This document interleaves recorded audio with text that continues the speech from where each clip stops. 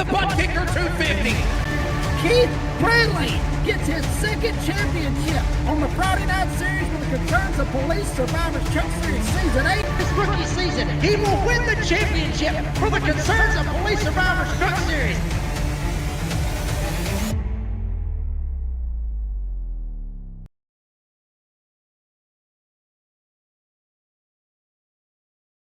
Are you ready? For Murph's Magical Creations. Home to custom laser engraving and gifts. This veteran-owned and operated company engraves for all occasions. If you want one of Murph's Magical Creations, call the number on your screen or commission through either Instagram or via email. Murph's Magical Creations, made with love for you. Are you ready? For Murph's Magical Creations. Home to custom... Starbase 1552 Comics. We sell everything a collector would want. Comics, Funkos, action figures, and so many more. A real American comic book shop. We are online only. Starbase 1552 Comics. Find us on eBay Auctions.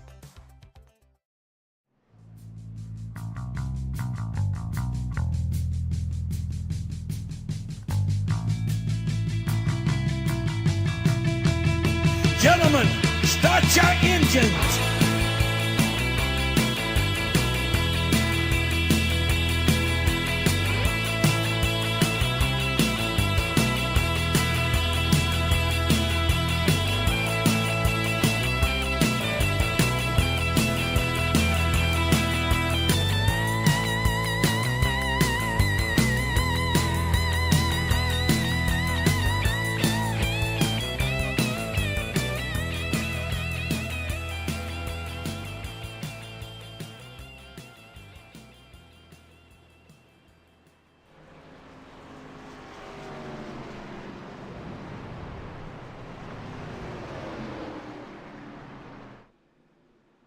Series tonight is the Premier Setups 250. Good evening to you and yours. Hope you had a great Tuesday, October 22nd. I'm Wesley Outland, joined alongside is Jason Morellas, and we're ready to go here for this race. Jason, you got to love Pocono.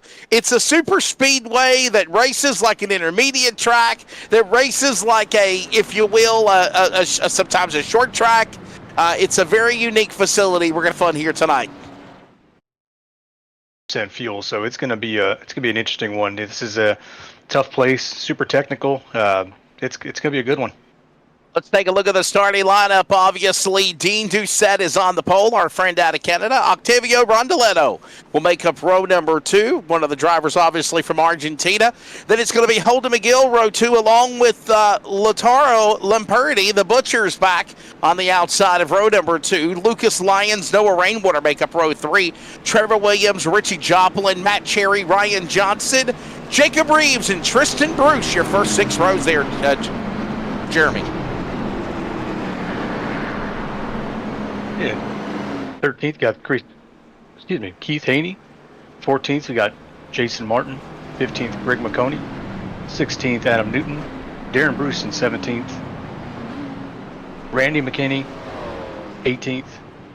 Bernard Persons 19th. Phil Pappas 20th. Andrew McGonigal 21st. Justin White 22nd.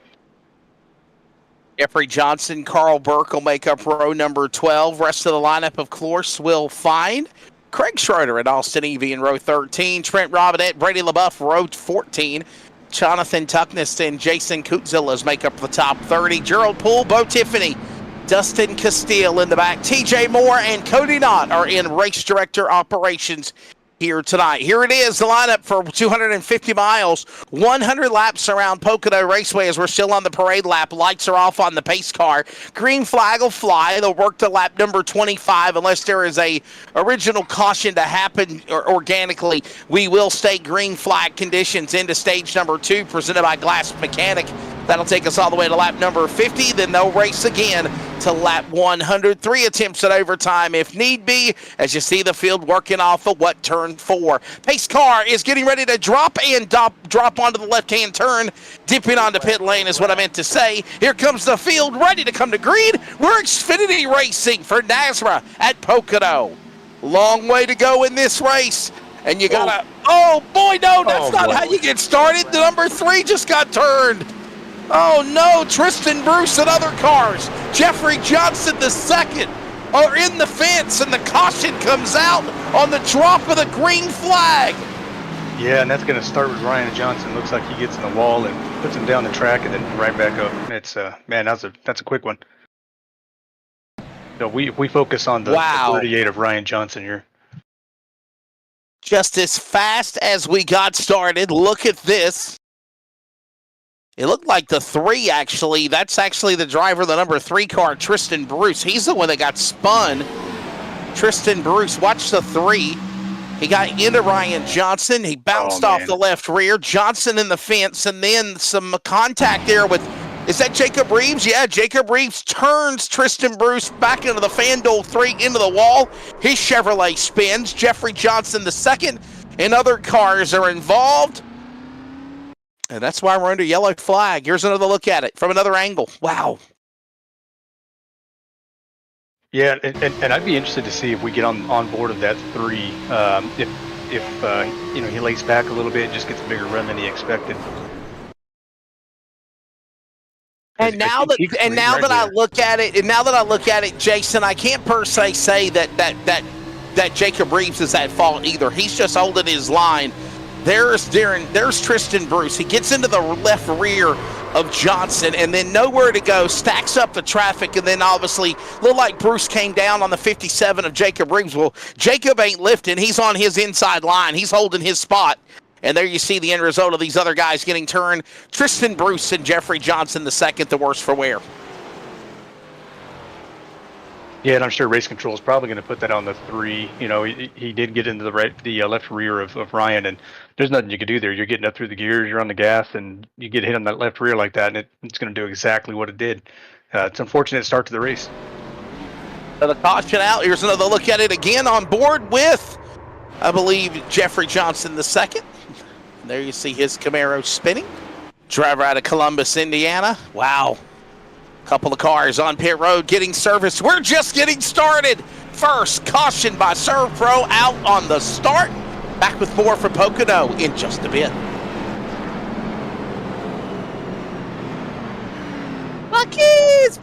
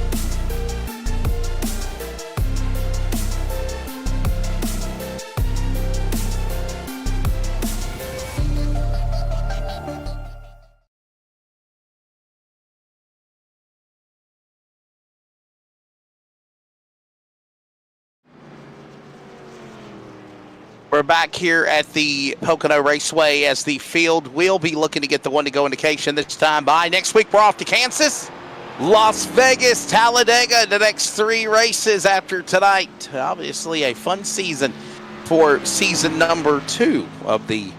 Actually, my apologies, season 3, because Peyton Johnson was the inaugural champion. Ross Tatum was the season 2 champion. He's not even defending his crown this year. But obviously, we're in season 3, first couple of races now, and Pocono Raceway has offered some excitement right out of the gate, Jason Morales.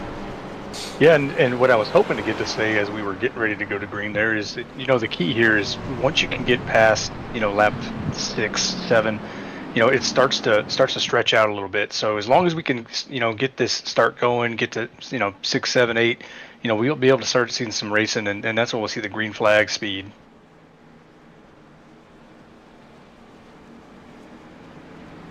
All right, so we're going to get the lights off on the pace car. We will look to be going to the green flag next time by, and we should be looking for the restart to come out. Got 10 Chevrolets in the top 10, led by Doucette, Rondeletto, Laperti, followed by McGill, Rainwater, top 5, Lyons, Joplin, Williams, Reeves, and Cherry. All right now, ready to bring them back to the green flag. Whenever we work in turn number 3 this time by, they are hitting that corner, and we'll be looking for a restart. Obviously, a little problems on the start of the race. We'll try to see if we can definitely pick up the momentum and get a long green flag run to at least try to end stage 1 here now with no more cautions, Jason. Yeah, and we didn't even get the chance to get into turn 1 there, right? That's turn 1 is tough on a fresh tire, so these things aren't even warmed up yet. All right, here comes the field back to the line. Green flag flies. See a couple of guys that are in the back trying to catch up, and we are back underway. Green flag in the air. Doucette now is going to lead them into the corner, followed by Rondeletto, Laperti, a couple of Argentina drivers battling side by side. Look at now McGill in the middle of the lane, and look at the leader drift up in front of those drivers. Rondeletto would jump into the back straightaway. And you see a huge run there. That's a massive run. It's going to be a clean pass.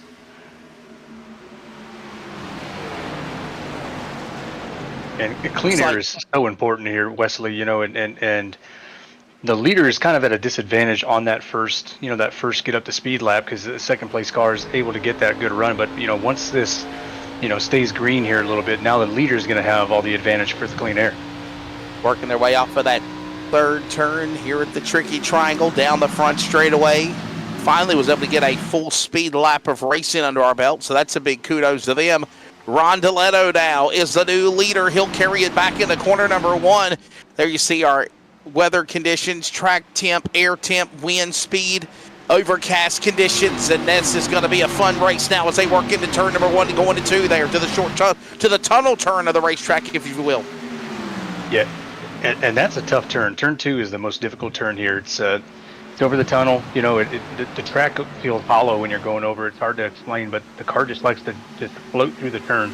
So tonight, what we're probably going to see is some cars slapping that wall on exit. Scott Ollison asking about tires. Can we show the race details again real quickly on the bottom right of the monitor, Dean, if you don't mind, my friend? Let's see here. Total sets of tires will be, survey says... Should be 4 total sets. Four total sets. That's the original set plus 3 more in the pit area.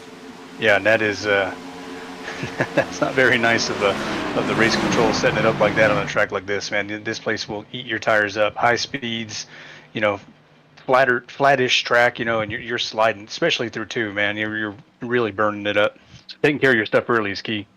And right now they work their way to the back straightaway. There's that battle now in the back between 3rd, 4th, and 5th. That's Lyons, Lamperti, and Joplin going at it. That's, of course, now trying to run each other down in the corner. Looks like the 18 Alliance will get around Lamperti. Lamperti will fall back to 5th as now he'll set his sights. Lyons will on McGill. There's the front runners up ahead.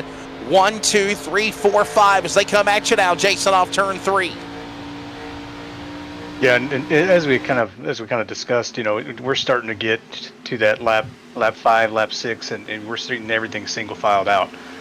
So here's where the patience is now going to come in, because you have to set your passes up here. It takes 2-3 corners, to really set it up. You got to plan it out. Working off of that first turn down the back stretch, if you will, the big part of the straightaway to the tunnel turn of the racetrack. It's still Rondeletto up in front. There you see him, but here comes Dean Doucette. You got Argentina and Canada battling for the lead. McGill from South Carolina from the US of A, all going at it now as they work their way off the tunnel turn. Heading into that third turn now. Hit that sharp part of the racetrack, stays to the bottom. holds that line below the double yellow line for the 48 of Rondeletto, sweeps up off the corner out of turn 3, and they thunder back down the straightaway, Jason. Yeah, and Wesley, if you notice, and we're watching Dean Doucette, follow the 48 here, as he's entering the turns, he's trying to offset his car. You have to, here at Pocono especially, you really have to get clean air on your nose. If you're entering those turns directly behind, well, we got a caution. So we got a caution on the racetrack. Looks like the number 6 machine of Fred Lester, Jonathan Tuckness. That's Randy McHaney, by the way. Randy McHaney in the Ford number 6. And there's the caution out. Austin Evie, the Sundrop 98, down on the, oh boy, turns him to the left rear and hard into the back end of the safer barrier goes the rear end of the 6 car. Randy McHaney spinning, and that causes our second Serve Pro caution of the race here at Pocono.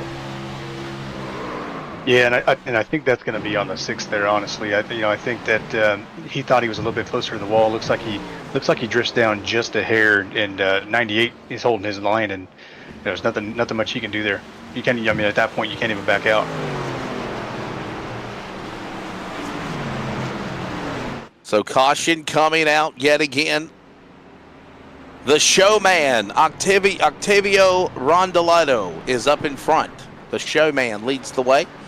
Doucette there in second in Canada, number 5. And all these guys looking at, about 15 laps to go. Remember, they do not have a caution at the end of stage 1 unless they, have their own caution. Do you come down pit road? Is this the time to pit? You still got 90 laps to remain. Remember, you got those 4 sets of tires. Is it smart to pit right now, Jason? So if you're towards the back of the pack, I mean, it doesn't hurt to pit. I'm not taking tires here, but any chance I can now, if I'm in the back, I'm going to get fuel. I'm going to shorten that next pit stop up, save a little bit of time. So I think if I'm maybe 18th on back, I'm probably stopping for fuel.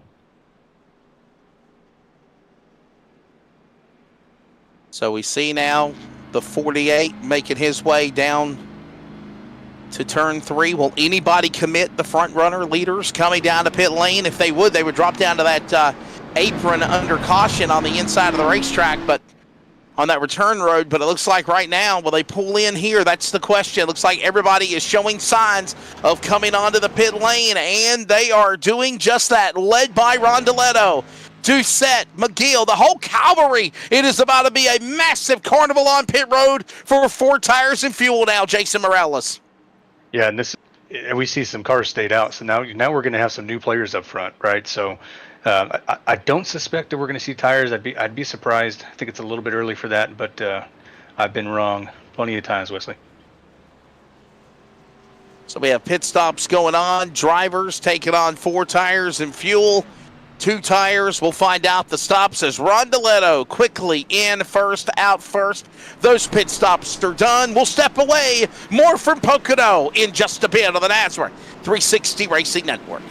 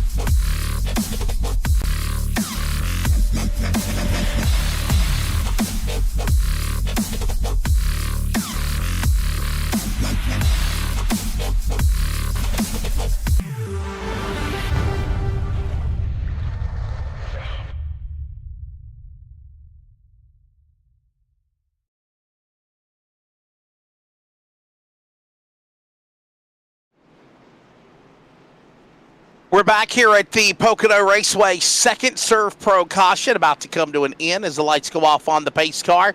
And more guys in the back are coming down on pit lane, a lap down or more. Andrew Megronigal is now the new leader. Jonathan Tuckness is in that number 2 spot. Doucette and Rondeletto right now, along with Lyons, the top 5. Jason, your take of this race right now, the opening 10 laps, as we get about 15 remaining in stage 1. Well, it's kind of going how you usually expect a Pocono race to go. Usually quick early caution. Caution usually around 10, 12 laps on a green flag. It's kind of typical. Usually at this point, if we can get past the get past this green flag, and stretch it out, then we should see some green flag running. All right, we'll see how all of this takes place as these cars will get ready to get back into position. Lights off. Megronigal, Tuckness on the front row, side by side. Rondeletto, Doucette. Row 2, McGill, Lyons. Row 3, Joplin, Lamperti, the Butcher. Row 4, Rainwater, and the redneck announcer, Jacob Reeves. Right now, settle in to the top 10. You see that full scoring on the pylon here tonight of the Premier Racing Setups 250. Hey, by the way, don't forget, tomorrow night, the NASRA Cup Series is in action. Make sure you join us, of course, away from Daytona. The big shows now moving into their regular season events. Congratulations to, of course, the Daytona winner last week, Jeff Merck. Jeff Merck picked up the win, the man out of Punta Gorda, Florida. And we'll see what the drivers will take on tomorrow night. Join us tomorrow night, the NASRA Cup Series on the NASRA 360 Racing Network. Here comes the field. Pace car is in, overlooking virtual Barney. Barney, get ready to wave it, buddy. Green flag is out, and we are back to racing here at Pocono. Yeah, we had a little funky action there before that green start. There, Wesley, there was a weird checkup on the top lane, and we had about 4 cars getting to each other. And somehow they held it together, didn't crash. Tuckness, though, falling back. He's free-falling a couple of spots now. Falls back into the 4th or 5th spot in the top 5. Holden McGill, by the way, in the 5th position. Hey, he's now a member of Elliott Sadler Express Esports. How about that? So now driving for Elliott Sadler Esports, and obviously anybody knows Elliott Sadler, big in the world of iRacing as well. I think of drivers like Garrett Maines and others that have actually come from those stables. And we'll look and see what that 21 can do now as he battles alongside Dean Doucette for that spot as they work off of turn 3. Yeah, we got some nice battle here going. Watching Dean Doucette and the 21. I mean, this, in my opinion, probably the 2 fastest guys. So they certainly want to make sure the one's not letting the other by and the other one's trying to get around him, right?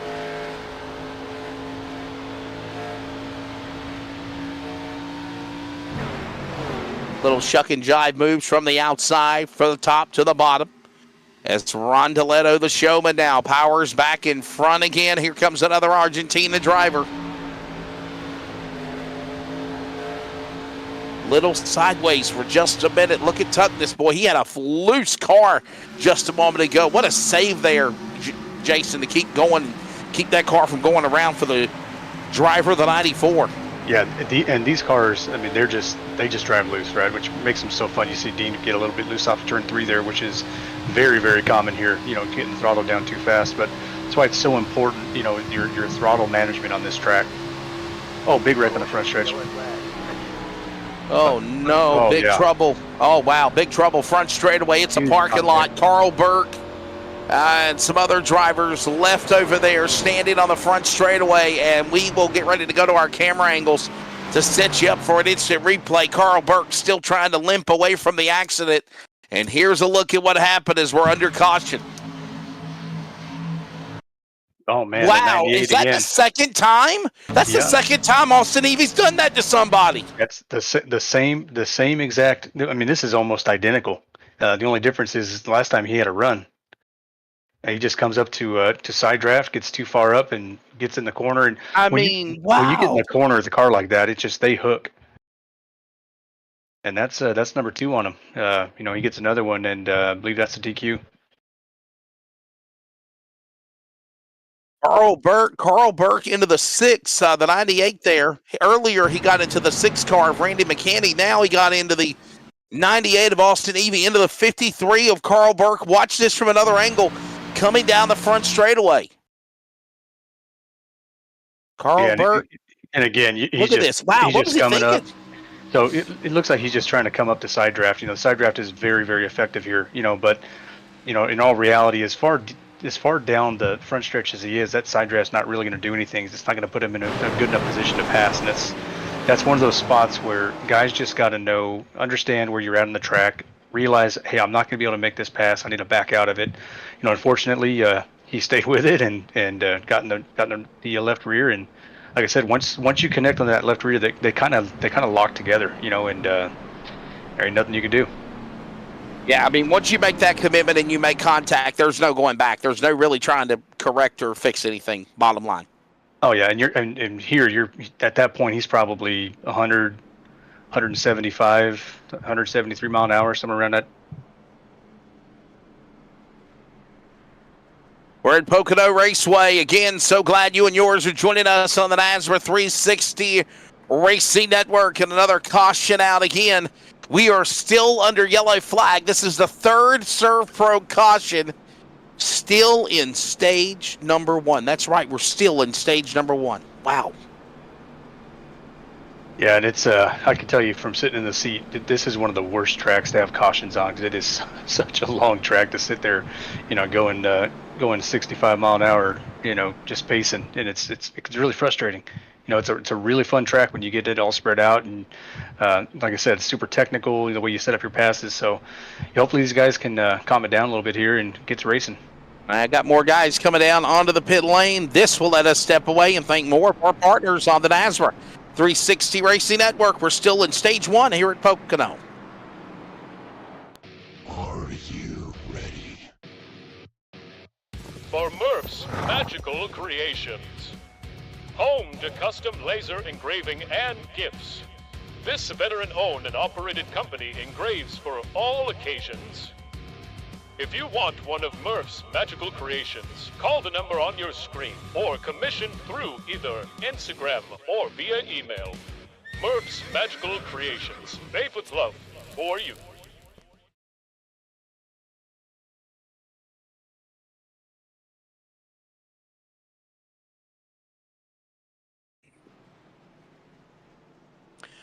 We're working 16 of 100 laps right now in stage number 1, and my goodness, I'll tell you what, Jason, I think we've seen enough caution flags that'll probably last us the entirety of the race.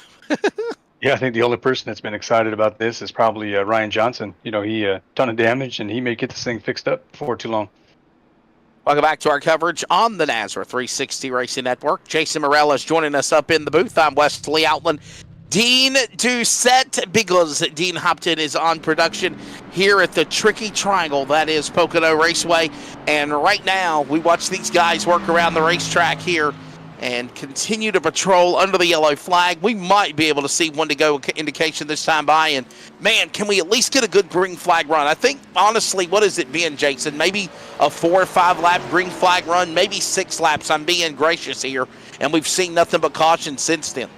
Yeah, and it's true to form for Pocono. Like I said, once you get past that 5 or 6 laps, you can get singled out, and you know, you don't see these kind of wrecks that often. You know, but it's getting to that point. You know, and it is hard to pass here. So guys are going to be really aggressive when they're close to each other. So yeah, it's kind of product of what this track produces. And I would also say process of elimination as well. Weed out the good and the bad, weed out the bad, get out the good cars, and then you can kind of race it out for the finish of the race. Am I right? Yeah. You know, we've seen, you know, obviously one car here, the 98, having some real troubles. So hopefully he's learned from his mistakes. You know, I know the guys will remind him of his mistakes if he doesn't. So he's only got one more chance. So after this, it'll be a DQ. So. All right, we'll try this again. Lights are off on the pace car. We'll try this for a attempt number 4 restart. Of course, again, we'll go to lap number 25, but we will stay green flag, and hopefully we do not get a caution at the end of the first stage, moving into the glass mechanic stage 2. By the way, they're going to go to lap number 55 for stage 2, and then the caution will come out, and then they have that 45-lap run to the checkered flag here at Pocono Raceway. Fuel capacity, by the way, at 65%. Jason, as we get ready for the restart, how different is that from 65% to 100%? I'm saying it's about 15 laps less, isn't it? Oh yeah, it's a big difference. In Pocono, you can save fuel here if you're smart, right? Because you're in the draft, you're letting off for these turns. All these cautions are going to certainly help. So, but we also have varying strategies now, so it's going to be real interesting to see what we get into in stage 2. Green flag flies. We're back underway here. And trying to wrap up what will be the first stage of the race. Lap number 18 of 25. 7 remaining, stage 1. And Rondeletto up the bank again as we go. Oh, no! Trouble! Rainwater turned in the pack. Slams the outside safer barrier. Gets collected with some more cars. Car number 89 also involved. Oh, no. Greg McConey, Richie Joplin, Noah Rainwater, all around all this that went on, and the caution is out. Jason Kuntzilla's car is crashed. Come on, guys. Oh, man. I tell you what, the combination of 8 and 9 is not a good one tonight, is it? So, 8, 9, 9, 8, it's been a problem.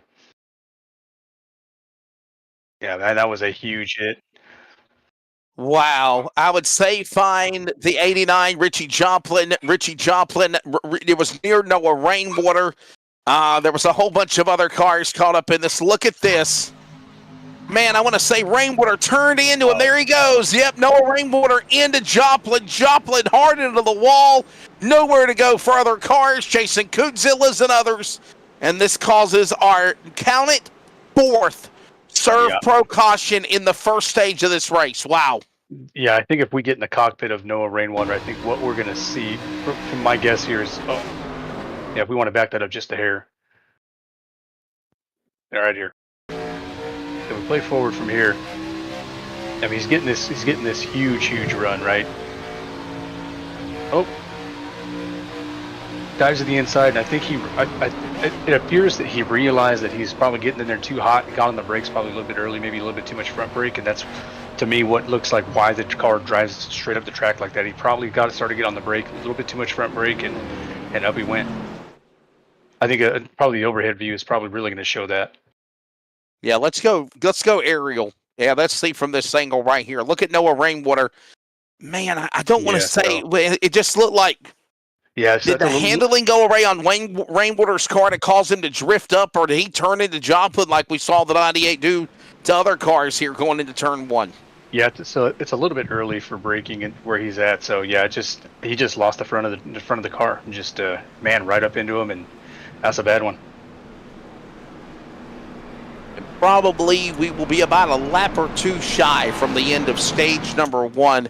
So we see some more cars coming down onto the pit lane. Hey, by the way, Jonathan Tuckness in second. He's already pitted twice. Meg Ronigal has also pitted twice. Other guys now coming down on pit road, getting work and service done as well. Wow. And I'm understanding Ryan Johnson, 38 car on the pit lane. He's banged up, but he's back on the racetrack. We'll see what Ryan Johnson can do. Ryan Johnson, by the way, still on the lead lap, even after all that's been going on. He's still holding his own for Taz Motorsports and sitting there on the lead lap, but in the back of the pack right now. Yeah, Wesley, and I've been in the background here watching that replay from the cockpit of Rainwater. I can't explain it. Well, why don't we ride on board with Rainwater, Mr. Producer? Let's go to the wreck again, and let's ride on board with Noah Rainwater of what Jason Morellas is talking about. And let's see to our audience what you're seeing here. Set it up for us, if you will. 05 Noah Rainwater. Set it up for us, Jason. Yeah, let's jump in the cockpit here. Right about there. We want to stop it there in the cockpit. See, what's weird is you can see that tape mark, right? That's your center line on your wheel. And it's almost like he looks like it's already left, right? Yeah. But he's not. But there's no input on the wheel that's going up the track. So it's just I can't explain it. I really can't explain this one. Is it a toe-in? Maybe handling, toe-in, alignment, something like that off on the Rainwater car, maybe? So yeah. So obviously with the iRacing setup, so we're limited to what we can change as drivers during these races. Right. But one thing you can change is your steering offset. And a lot of guys like to go to a positive offset, and a lot of guys like to go to a negative offset. So, and it could be a product of that, where he's got so much negative offset in this thing where he's got to be turning it left to go straight, and just that little correction to get back up the track just shoots him straight up. Man, oh man, what in the world? Another caution coming out here as more drivers coming off the pit lane, back on track again. Boy, oh boy. Scott Ollison chiming in. I think he's talking about steering offset. I was literally thinking maybe alignment, toe end, something of that possibly as a caliber. Like you said, there's some of these things as far as with these cars on iRacing that what you get is straight what iRacing gives you. You can't really tamper with that pretty much in any way. Yeah, and your steering offset's just how much your wheel is cocked, either to the left or to the right. I personally am somebody that likes to run it at zero. I'd rather put my own input in the wheel. Well, somebody just chimed in, Jason. They said, is he running a negative steering ratio? Could he have been negative? Like, could he be in negative 15 or negative 10 on his steering column? Yeah, he was definitely running a negative ratio. Not sure how much. Judging by the look of it, it was pretty high, probably somewhere around the 8 to 10 mark. I personally never run a negative unless I'm doing some dirt tracking. But yeah, going to be coming to lap number 22 when we complete, hopefully, the final laps here in stage 1, moving into that second stage presented by Glass Mechanic. And here we go again. Austin Evie, Bernard Person crashing. And more cars involved. The 96 got a piece of it as well. There you see him scampering away. Another multi-car crash. Austin Evie in 98. Gregory Poole in 96. Bernard Person in the 8. What in the world is going on here with these restarts, Jason Morales? And this will take us to the end of stage number 1, by the way. Yeah, I think the 96 missed the shift. That's what I think happened here. The 8's got a 8 or 9. I can't tell what number that is, but he's getting a big run, and wow, it just looks like he probably missed a shift. From another angle, watch the 96 Gerald Poole, by the way. Wow, yeah, he was redlining. You're sure? Yeah, you're exactly right. Look at him redlining right here. Look at the gauges. You can see him redlining. You can see he missed the gear, and he doesn't get fired, and it bunched up everybody behind him. Wow. Yep, and we've all been there. I know I've done it before. You're trying to rip through the gears, looking at your mirrors, and you think you're going from third to fourth, and you wind up going from third to second, and grenade it. Driver out of Parkersburg, West Virginia, the home of the Slop Shop, by the way. They got some delicious hot dogs. Every time I go up north to the Mid-Ohio Valley to announce races, I stop by that awesome place right there in Parkersburg, West Virginia. There's a look at a replay of what happened to Poole. Evie now involved in a caution. He's kind of caused a couple of them. Now his Toyota Supra has got some damage. Other guys are on the pit lane as well. Cootzilla's, Newton, and another caution. By the way, this will wrap up stage number 1. And they're coming down pit road here as well, the leaders are, because, again, we're moving into stage 2. It was supposed to have been under green flag conditions, but, my goodness, we've had yellow flag calamity since things have started here tonight at Pocono. Yeah, Wesley, and I was laughing as I was watching that replay. If you look at the numbers of all the cars, I jokingly said earlier, number 9 and number 8, whatever combinations those are, it's not a good night for them. We had the 98, the 8, and the 90s, I believe it was a 97. So there we go, there's those cursed numbers. Caution out again. Pit stops ongoing. When we return, green flag, Glass Mechanic stage 2. Hopefully, this will be a less caution-filled stage when we return from Pocono.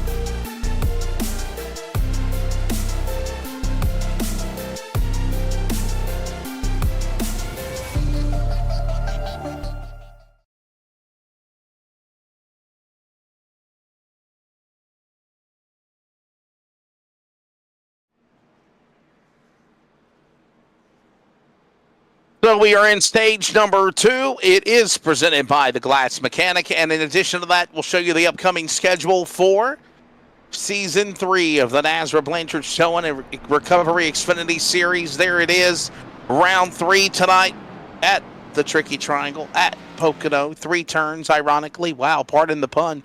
We got a Kansas next week for round 4, Las Vegas, Talladega, all on the way.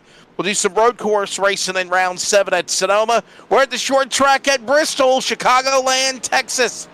The first 7 rounds of the regular season. Make sure you strap in and join us all the way until I think about February when we crown a champion. And then, Jason, we take off about 2 or 3 weeks, and then we turn around and regroup, get everybody set up and ready to go again for Season 4. Bottom line. Yes, sir. And I'll tell you, this series has really been successful. I've really enjoyed watching it. And maybe not seeing it tonight, but there's been some really great racing. All right. Noah Rainwater is chiming in, and he says, "Get on my board. Get my onboard. LOL. I never touched the soul somehow." Wow. Well, from the different camera angles, it is showing. It's showing differently from the broadcast, but Noah Rainwater is trying to, protest and say he didn't do anything, or he got into that guy earlier. So obviously. Let's check in on pit road real quickly with producer-director Dean Hopton as we get ready for a restart that will take us into stage number 2. Yes, good evening, gentlemen. Busy pit stops, of course, so drivers have come up and down there quite a few times. But what's more interesting, look out for the number 2 position there of Andrew, and a little bit further back at the moment, we also have, he's actually boxed. So Andrew, at the moment, P2 is the only one that hasn't gone on pit road. He did back in lap 3, so let's see, he's going to take care of his tyres. Remember, too, they're only allocated so many tyres in this race, gentlemen. Back to you in the studio. There you go. Thank you very much, Gene Hampton, for letting us know what's going on. Big ol' Gene Hampton, our producer-director, and we will now prepare to work the field off of turn number 3. Pace car is coming onto the pit lane, and we will come to green for the Glass Mechanic stage number 2 here at the Premier Setups 250. Green flag in the air as they come down across the start-finish line. Hopefully we could have a long green flag run as we just wrapped up our 5th caution of the race. 5 cautions in the first 26 laps. Let's see if we can get to halfway cleanly as they work into the corner again now, Jason. Yeah, and we're gonna have. And remember here, we're gonna have different strategies, right? We got a couple old tires and some newer tires, and then now some fresh tires. So we're gonna see how this pans out. Keep an eye on them as they work their way into the corner, into the tunnel turn part of the racetrack. Now setting back up, down off of turn 2, working off the tunnel turn, short shoot to that 3rd turn here at Pocono. That's the 87. Let's see what this driver could do. That's Keith Haney. Keith Haney holding on to his spot right now as they work their way off of turn 3. Little sideways for just a moment as they get 3 wide. This track's wide enough where you go 4, 5, 6 wide. But remember, though, as you get back into turn number 1, though, as that yardage expires, before you get to the corner, you got to get on the binders and you got to give room to get back at least 2 or 3 wide going to the turn there, Jason. Absolutely. These turns, they are wicked tight. You get in there too hard, and it's going to shoot you straight up the middle of the track. So that's the wise move there to back out of that 3 wide. Yeah, very wide part of the racetrack, no doubts on the front straightaway. You can go 5, 6, 7 wide, as we mentioned, but you got to quickly get on the binders when you work back into the corner. As right now we see the deuce battle. There's the number 2 machine on the inside. Look at this now going on with the 09 machine. This is Meg Ronigal in the 09 pulling up in front of Jason Martin in the 4. This battle's going on in the top 10 as they work their way. Actually, that's 5th and 6th place going back to turn 1. Yeah, and looks like we're finally getting. Oh, it makes me nervous. I get nervous every time you see him dive like that.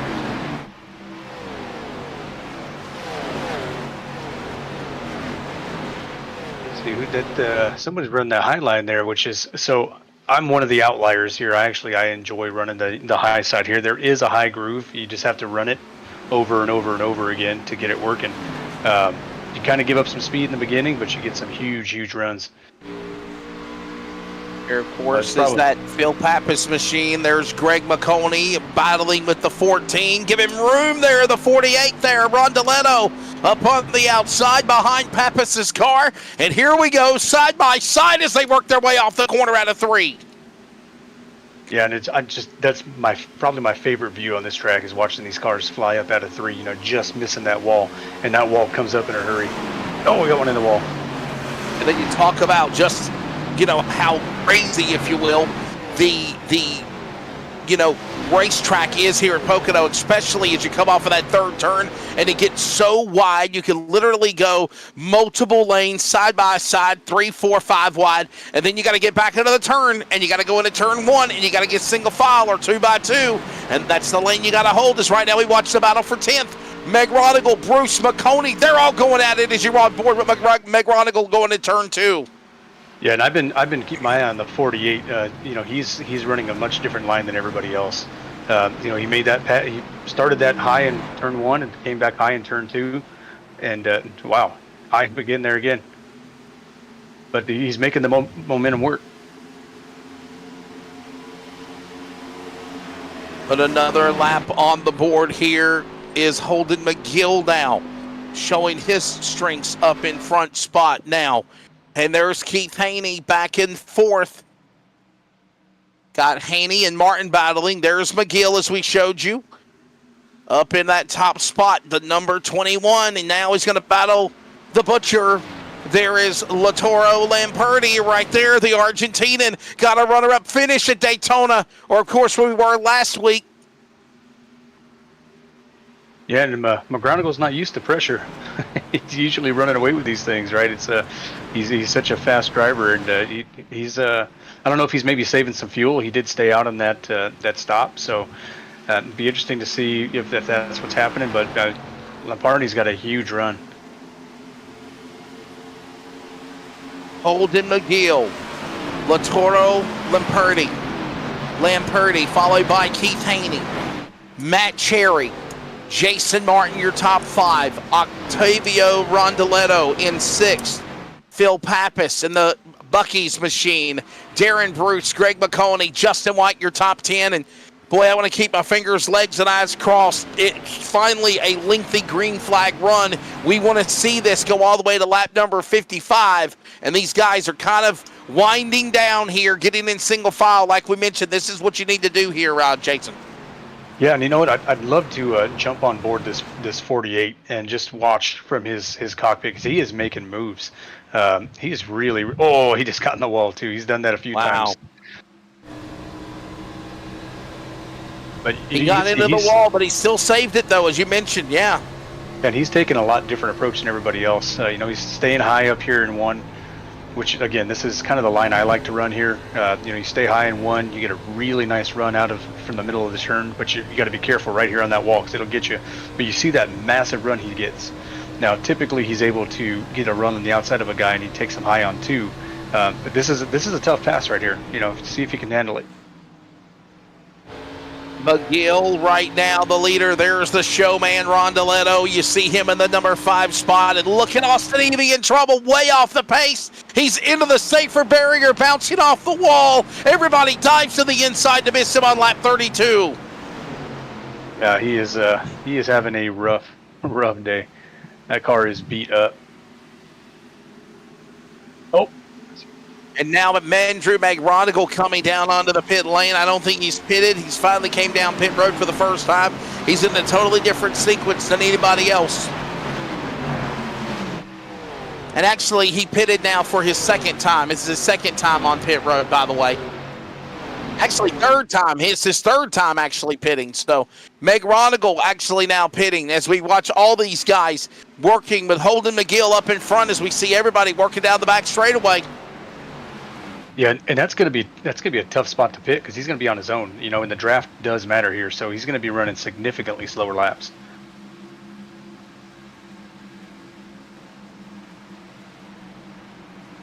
So now we see, obviously, the battle continuing here between McGill, Lamperti, Haney, Rondeletto. Got to wonder, the Argentina drivers, are, you know, obviously their teammates. They're going to work with each other for Flamin' Karma Racing.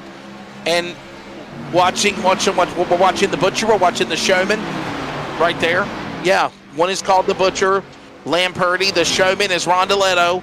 And we watch these guys working down the back straightaway here in a nice spot into the top 5. What a debut also they've made the last couple of weeks here for the NASRA series. They come in, they're no small potatoes. They've got great credentials, but they are definitely racing, definitely respect all of these guys around them, no doubt. Yeah, and that's the beauty of NASRA, right? This league has got so many talented drivers, and you know, open doors, welcome these guys to come in, and they come in, and you never know who's going to come in and stink it up, right? So same thing happened with Noah Rainwater. Drivers spinning. I think they were trying to come onto the pit lane, and they're wrecking. Dean Doucette's car has crashed as well. Another car, Jason Martin, I think he might have started the accident as they were trying to come down to the pit lane. Wow, caution out for the 6th time.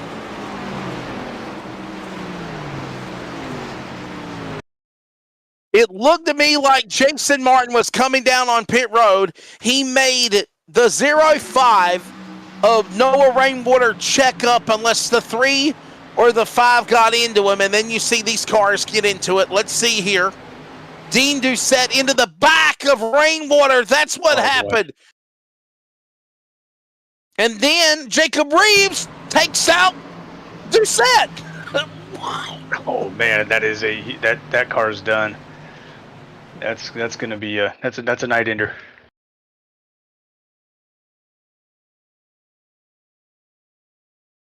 Wow, that's what happened. Happened so fast.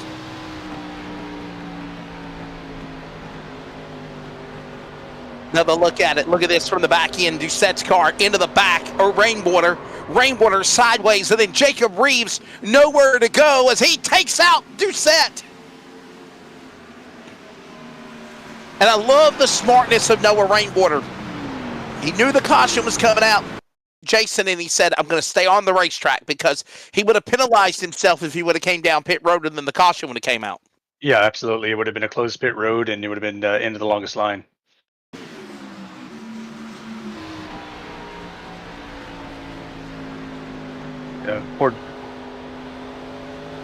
Poor Jacob.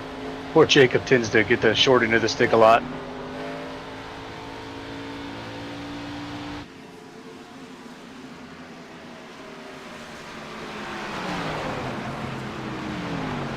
Boy, I tell you what, this has been a active race.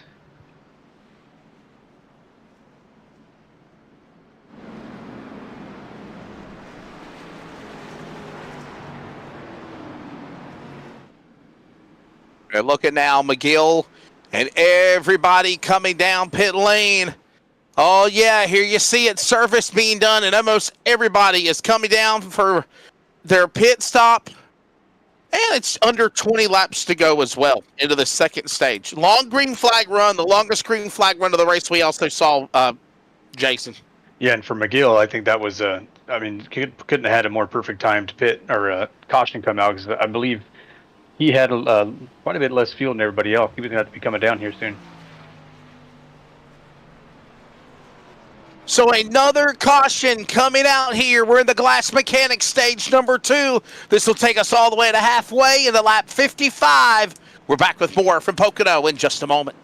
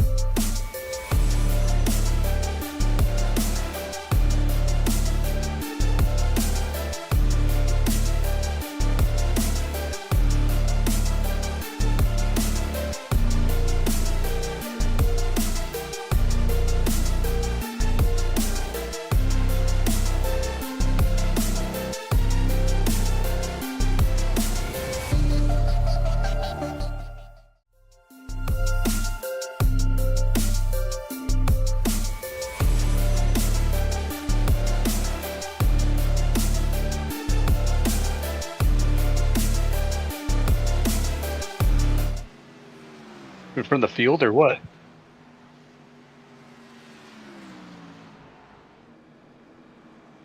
And we're back here at Pocono, getting ready for the restart. Rondeletto, McConey, White, Reeves, Pappas, and Tuckness now the new first 3 road drivers. And we'll get ready to try to bring them back to the Geico restart zone at the conclusion of 6th Serve Pro. Could be restored and look brand new again. More details are at servepro.com.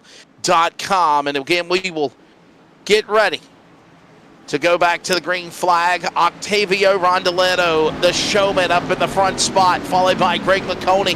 What a climb for him. Justin White up 19 spots as well. All these guys get back into position. We're ready to see Jason Morales, the green flag, come back to pit lane. And 12 remaining here, also in till halfway. 17 remaining in stage number 2, green flag. Yeah, and we're gonna. I do believe that our front runners may have only taken 2 tires or fuel only because they hopscotched the leader there. So we'll see. We'll see if this stacks up. Great run up top. Oh, it's gonna get tight. Back straight away. Look at this spot. Everybody stacked up like virtual sardines again. Up and we're going to go 3 wide. Cherry on the bottom. Tuckness in the middle. He's the monkey. And here comes Pappas. Bucky's battling with McGill on the high side as that goes on in the turn 2. Yeah, and again, this is where everyone's trying to get every single thing they can, as hard as it is to pass. So this is our danger moment, right? We got to get through 5 laps, and then we'll be all right. Here they come, working off of that third turn. Everybody, now look at how we talked about how wide this racing surface is, especially down the front straightaway. But remember, you can get 3 and 4 wide, but as you get into turn 1, you got to lift here. And that's exactly what they do as they go into corner. Yeah, and the problem is it's so inviting to want to go down low on that track. But if you're coming low out of 3 and then trying to stay low on the bottom, you can't generate a big enough run. So typically you'll see the guy that's coming high out of 3, shoot down to the bottom because they are going to have a massive run and then hope to clear up so they don't have to go 3 wide. Under 60 laps to go now as there goes Haney on the inside battling with Tuckness. Look who's watching on as well. That, of course, happens in the top 10. McGill trying to run down, obviously, McConey trying to get after Lamperti and Rondeletto. The Argentinians up in front, 1 and 2, as we're working now 10 to halfway as they go back into the corner.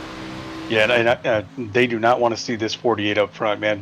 Like I said, what I've been watching him do, he's doing something completely different than everybody else, and he is flying.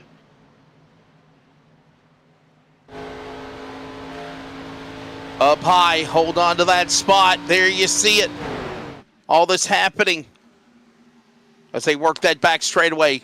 Working now into the corner, into that tunnel turn of the racetrack. There's Bruce, by the way, the 14. Cherry alongside. McConey up on the outside of him. And that goes on. Look at this spot going on behind the top 3. 4th, 5th, 6th, and 7th. Big battles going on in the corner. And I tell you, it seems like every car you see is an onboard for you. If the car in front of it's got some damage to it. It's like a Bristol race.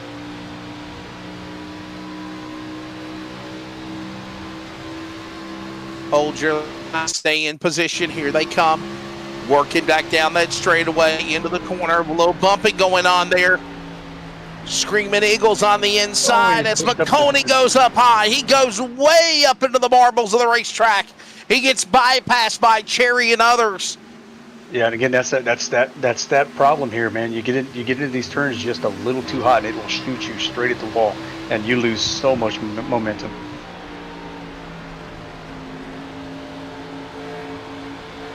Working down into that tunnel turn 2 of the racetrack now into that short chute heading to 3. Look at Noah Rainwater starting to make dive bomb moves on the inside of Phil Pappas to get back into that spot again. He's outside the top 10 in the 11th position. He battles with Pappas. They bonsai side draft off to one another. Contacts made. There's the 3 of Bruce as well in that mix as we got a battle for the lead. A couple of Argentinians going at it. Here comes the Butcher to the lead in turn number 1. Yeah, and he must have taken 2 tires and no tires because he's able to get out to a big lead like that, and these guys are really running them down quick. Back straightaway, if you will, heading into that tunnel turn, the long straightaway at Pocono. And then there's the short chute, the tunnel turn right there, heading now into the third turn, which will then send them at full song down the straightaway. Argentina Chevrolets 1 and 2 with Lamperti and Rondeletto. And they're 1 and 2. McGill in South Carolina, he's in second spot. Bruce is third, Cherry fourth. Behind the top five, there is a storm brewing with a gaggle of traffic there in that stack up behind Haney and Company as that goes off into turn number 1 there, Jason. Yeah, it's amazing how this track does that. You get these little groupings of 3-4 cars at a time, and then you'll have a gap. And it produces some really good racing.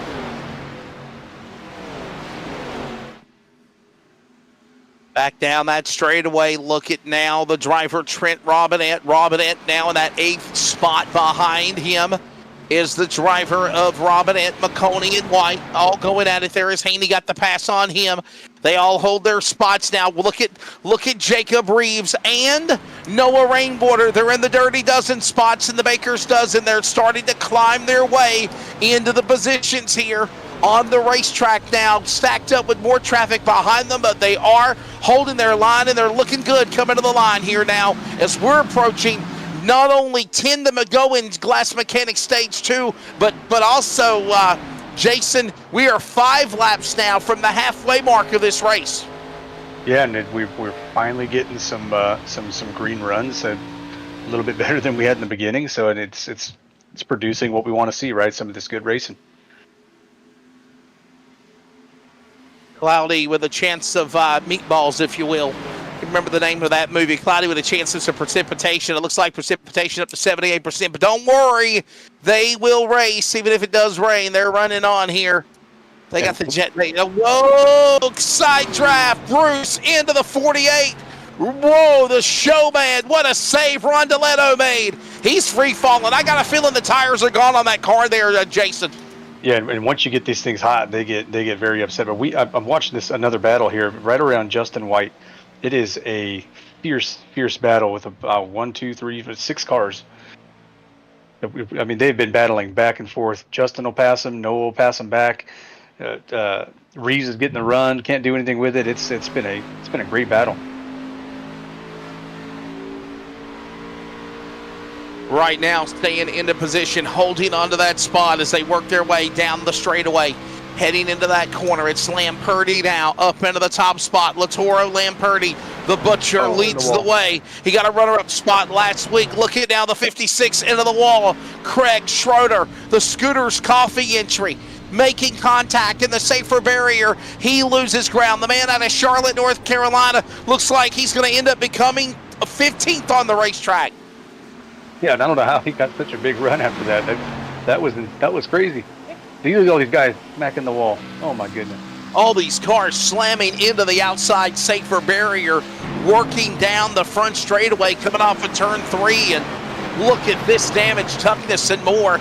And somehow they still hold it together. We still stay green flag. All this goes on with the man they call the Butcher. The Flaming Karma Racing, Latoro Lamperti in the lead. He's up in front. Holden McGill in second. Darren Bruce, by the way, what a run for him in third. That number 14 Toyota from Hiddenite, North Carolina. Look at his run going. That guy, Jason, has just found something, and it has worked for him lately in that 14 car, no doubt. Yeah, nice and smooth. I mean, he's always been fast, right? I mean, sometimes you could be a fast guy that just has some bad luck, right? So it's good to see. Man, I love this angle. You just watch those guys just slide straight through 3. That's fantastic. Yeah, you can literally see all of the action that is literally going on in front of you while all this is taking place. Another lap on the board. By the way, don't forget to go to simracerhub.com. Put in North American Sim Racing Association. And then, of course, you can find out all the details on all of the series. This is season number 3 of the Blanchard Stoneman Xfinity Series. Here tonight, we're at Pocono. Last week, we saw Ryan Johnson obviously pick up the win at Auto Club Speedway. We saw, of course, the man that's leading the way now, Lamperti the Butcher. Latoro Lamperti is now in this lead. He was second last week. And you think of also Colin Weatherholt, who won Daytona. That's the opening couple of rounds, round 3 here tonight at Pocono. And right now we're closing in on the halfway mark of this race. Next time by 50 laps to go when they come back to the line. And all the while, it is Argentina. Latoro Lamperti, the Butcher, clearly out in front. 1 second lead over a guy that normally dominates in the series as well. Not tonight, though. Holden McGill, and I must also say, Colin Weatherholt having a quiet night as well. Actually, Colin Weatherholt ain't even here. Yeah, he didn't show up tonight. I have to see what happened with him. Maybe he's tired of winning races. Jason Morales joining us in the booth. I'm Wesley Outland. Biggles Dean Hopton is on the pit lane, also working on production. And halfway, Dean, what's your take of this race so far? Any updates or stories we're watching from pit road? No, well, Dean just sits down there with the car being dinged up for quite some time. Austin Evie's also just jumped in there, got some damage as we saw before there with the 98 machine, so how long it's going to take there. The team's not telling me any information. But Jonathan is peeling in, and what are some of the other drivers that are going to start peeling in? But the stage break's coming up soon, so it's risk it for the biscuit for some of the drivers if you want to do that. And by the way, under 5 laps to go now. Thanks for that update on pit lane here in the Glass Mechanics stage number 2. And a long green flag run of the race for sure. Remember, if we don't have any natural accidents on the racetrack, the caution will come out for the 7th time, and it will be for the end of stage number 2. And then, of course, they will throw the caution. Everybody will come down to the pit lane, and then that final 40-lap battle for the finish of the race here at Pocono. As right now, things have really calmed down in this stage, Jason. Yeah, so I'm curious, what are our lap times looking like right now for our leader? Right now, the fastest man on the racetrack is in 6th position. That's Octavio Rondoletto. The showman's turned a 53.874. Right now, the leader of Mr. Latoro Lamperti, he is turning 53.996. His best lap is a 53.996. His last lap is about 55 second laps now. Yeah, so I asked that question, right, because we're coming up to a stage break. So what I'm curious on is, are we going to see some of these guys that are, right around that 8 to 10 seconds behind the leader mark? Do they hit the pits, flip the stage, give up that position to, gain the track position? I'm real curious to see that. So we're gonna find out here in the next couple of laps. You're gonna want to hit it right before the leader takes 2 to go. And here's something I also thought about as well, Jason Morales, who came down pit road earlier and just took on fuel. They did not take on tires. Who might be playing possum and have an extra set of tires? How important is that in the latter stages of this race if we get another plethora of long, cautions in the race? Yeah, if you have an extra set, you wind up with a late caution, and you have a humongous advantage. You're going to be able to make passes that nobody else can make. So I do believe that the 48 is definitely one of those guys that has an extra set.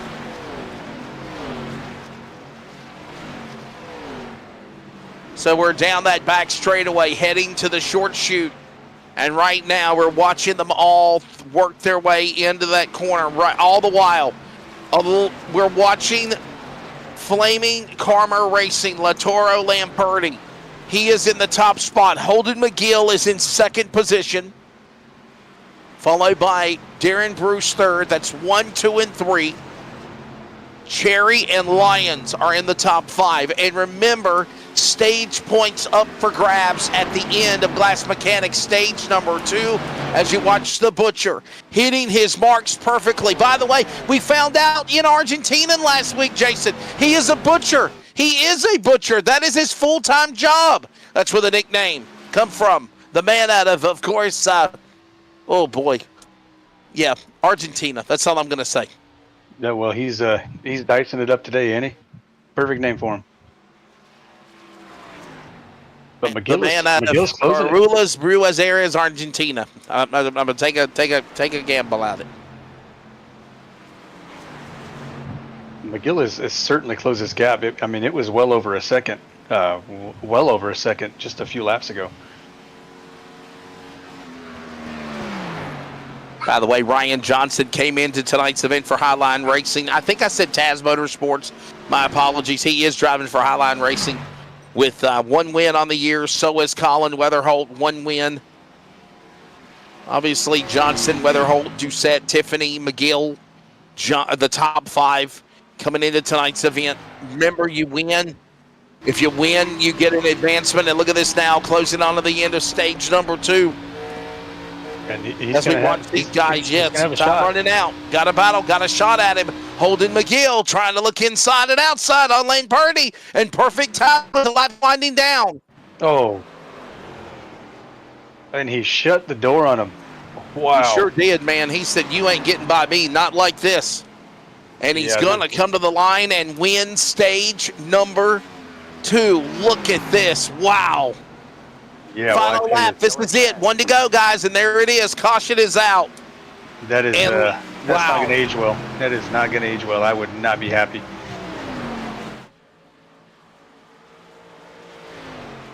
And more cars bouncing off the wall in the back. Let's watch here again. The end of stage number 2. Coming off for that short shoot, heading down. Look at this. He just blinked for just a minute. Watch this, though. Wow.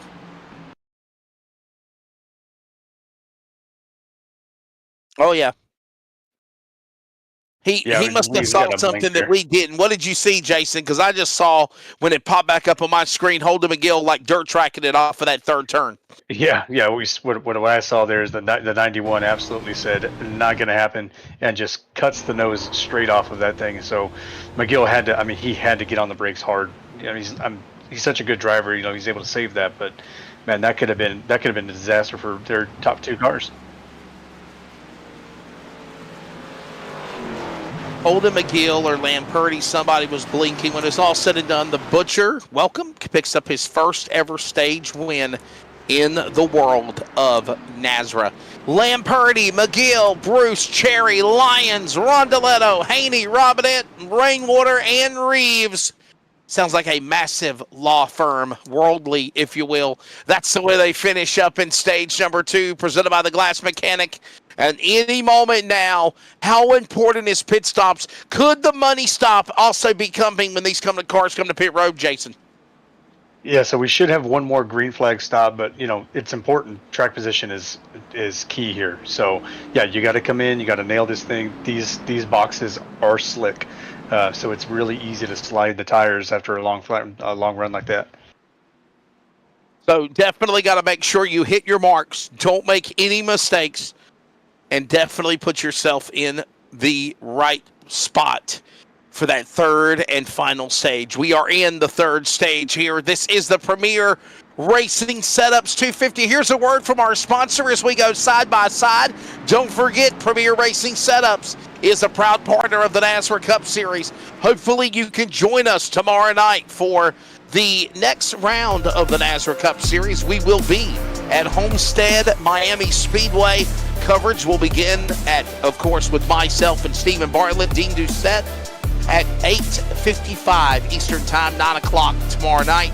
We are going to Homestead, Miami. Once you make your plans to join us for that, then you got, of course, Goat Locker Racing. That is on Thursday night with Arca Thunder. And we're going to all start at season number 9 rolls on with the, of course, concerns of Police Survivors Truck Series. I believe they're in the playoffs, or they're on the road to the playoffs. And they're at Martinsville Speedway. We're racing at the Paperclip Martinsville this upcoming Friday night. Make sure you can join us. If not, as always, it is on the NASRA 360 Racing Network. A little ink and blink and nod. We'll step away. Thank our partners. Third stage from the Tricky Triangle on deck next. Starbase 1552 Comics. We sell everything a collector would want. Comics, Funkos, action figures, and so many more. A real American comic book shop. We are online only. Starbase 1552 Comics. Find us on eBay Auctions.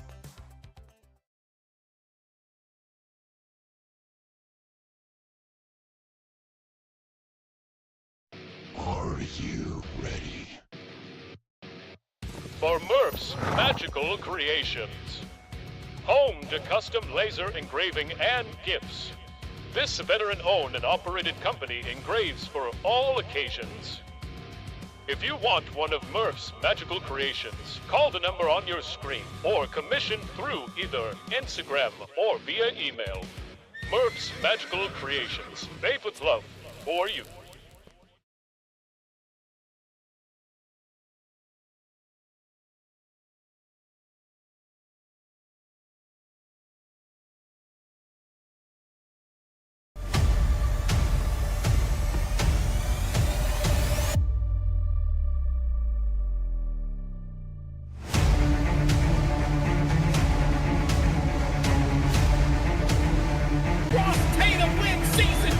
Of the NASRA Blanchard's Towing Xfinity Series. Brady LaBeouf will win the championship and the race in the Butt Kicker 250.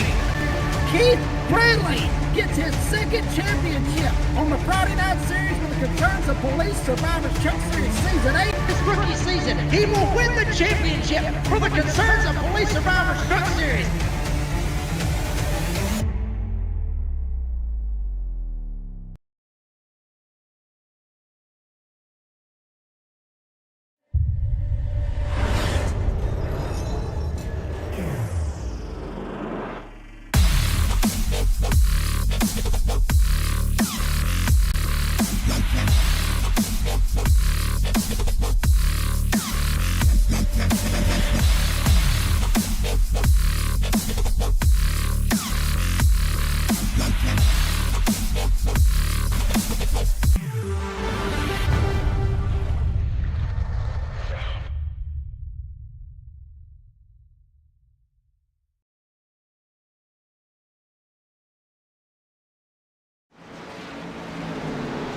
Back here at Pocono Raceway, getting ready for the third and final stage. It'll be 41 laps to go here at Pocono, and we're understanding that the 91 of the Butcher, Latoro Lamperti, has been given a penalty. Jason, you got details as we come to green. Yeah, I'm trying to find out the details of it, but my guess, there wasn't a wreck, so yeah, you can't get an EOL for entering and exiting too many pit stalls, so we're allowed 3 in and 3 out. Oh, wow.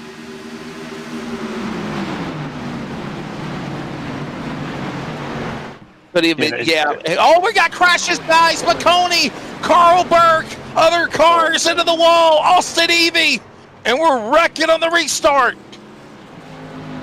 Oh, no.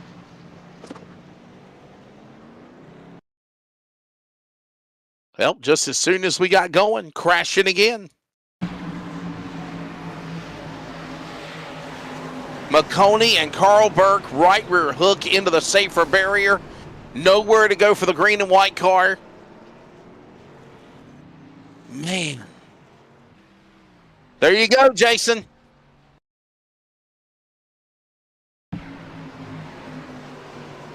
Saying Adam Newton got a piece of it again. Austin Evie. Wow. Yeah, he is. Adam Newton, Austin Evie, Greg McConey, Carl Burke. There's another car. Where is that? It was like a lime green colored car, green and white. He got caught up in it, not that car. Yeah, there was another car up against the outside wall. No, it wasn't him. It was somebody else. There's McConey into the 53, and then there's another car that was like a lime green and white car that went up high. I think he might have got a piece of it right there. Him. Oh, my goodness. Is that Dustin Castile? I want to say it's Castile in the 032. And poor.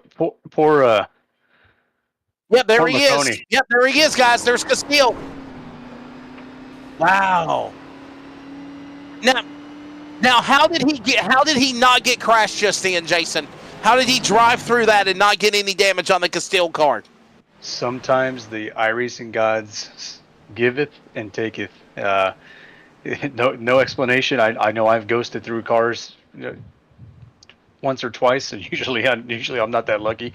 But yeah, sometimes the wrecks happen so fast. Sometimes that'll happen. So if you've ever heard of the word ghosted, like when somebody ghosts you, okay, well, this is a nice way of getting ghosted in the world of iRacing. And thank goodness you get ghosted, because you don't get no damage. And then sometimes I've seen cars that are spinning wildly and then they get crashed. Yes, Ghostbusters. Yeah. Yeah, and Wesley, I can confirm from race control that the 91 did receive too many box penalty. So it was a pit road penalty. Oh, wow. Wow. So we talked about that, prior to that pit stop, right? Don't make a mistake, get in your box the right way, and that's a killer.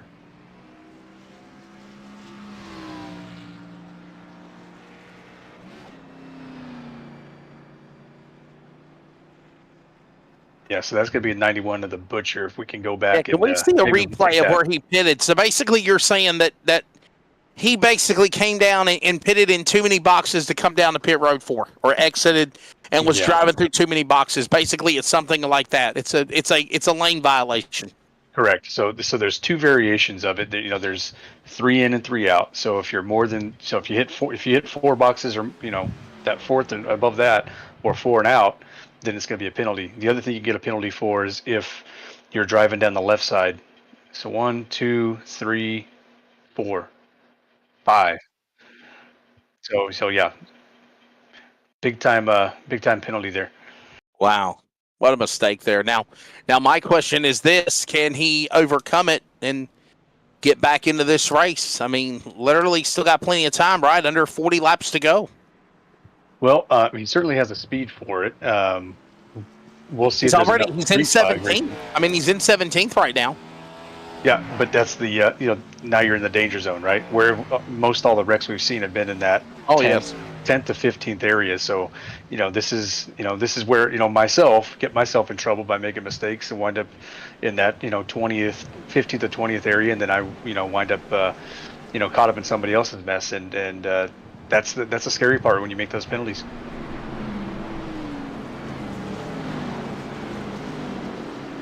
All right. Ready to try to settle them up here and go again. Lights, I think, are off on the pace car. And we will get ready for a restart. Hello, everybody. Welcome to coverage of iRacing on the NASRA 360 Racing Network. I'm Wesley Outland, lead anchor, joined by Jason Morales when he can. Of course, Bigglestein Hopton on production. Don't forget to join us tomorrow night for coverage of the NASRA Cup Series from Homestead Miami Speedway. And, of course, Arc of Thunder, the trucks are going to be with the Cops Truck Series Friday night with Mr. Jacob Reeves. Friday night on the NASRA 360 Racing Network at Martinsville. Cannot believe their season, Jason's winding down. They're on the road to the playoffs. Well, they got 2 regular season races left. They've got Martinsville and then Daytona. Yeah, these seasons, they seem long, but they click off quick. That's why there's so much importance on every single race. There's not a whole lot of time to get yourself locked into the playoffs, and it's so competitive. So it's what makes it such a fun league. And remember, out of all of the leagues that have been around in the world of NASRA since its existence in the summer of 2020 during the COVID era, there has only been one 2-time champion. That is the Animal, Keith Bradley, Lawrenceburg, Indiana. He did it in the Cops Truck Series. Nobody else has repeated. They're just single-time champions. We're ready to come back to green. Let's settle it here and try it again in Stage 3 at Pocono with 37 to go as we go to green into 1. And a great recovery for Noah Rainwater, right? He was involved earlier in that wreck, and now he's leading the field. He's gonna be a Thanks for everybody watching. We're 3 wide in the corner, entering the straightaway. Holden McGill, Rainwater, give him room. Rondeletto on the bottom. Yeah, well, I don't know what Barney was waving at, though. The green flag had already fell. He's just waving it to wave it, right? I think he's so used to waving it so far. Yeah. Oh, we got a caution. Well, you better get another caution out. We got a caution. Oh, no, the 69 of the 96 involved. There's Ryan Johnson caught up in it. And the caution is out again. Another multi-car accident. Matt Cherry, Andrew McGronigal. Just some of the names involved. Here's a replay of it. Boy, it looked like McGronigal and the 96 had already got together. Is that Gerald Poole? Yeah, no. It's Craig Schroeder.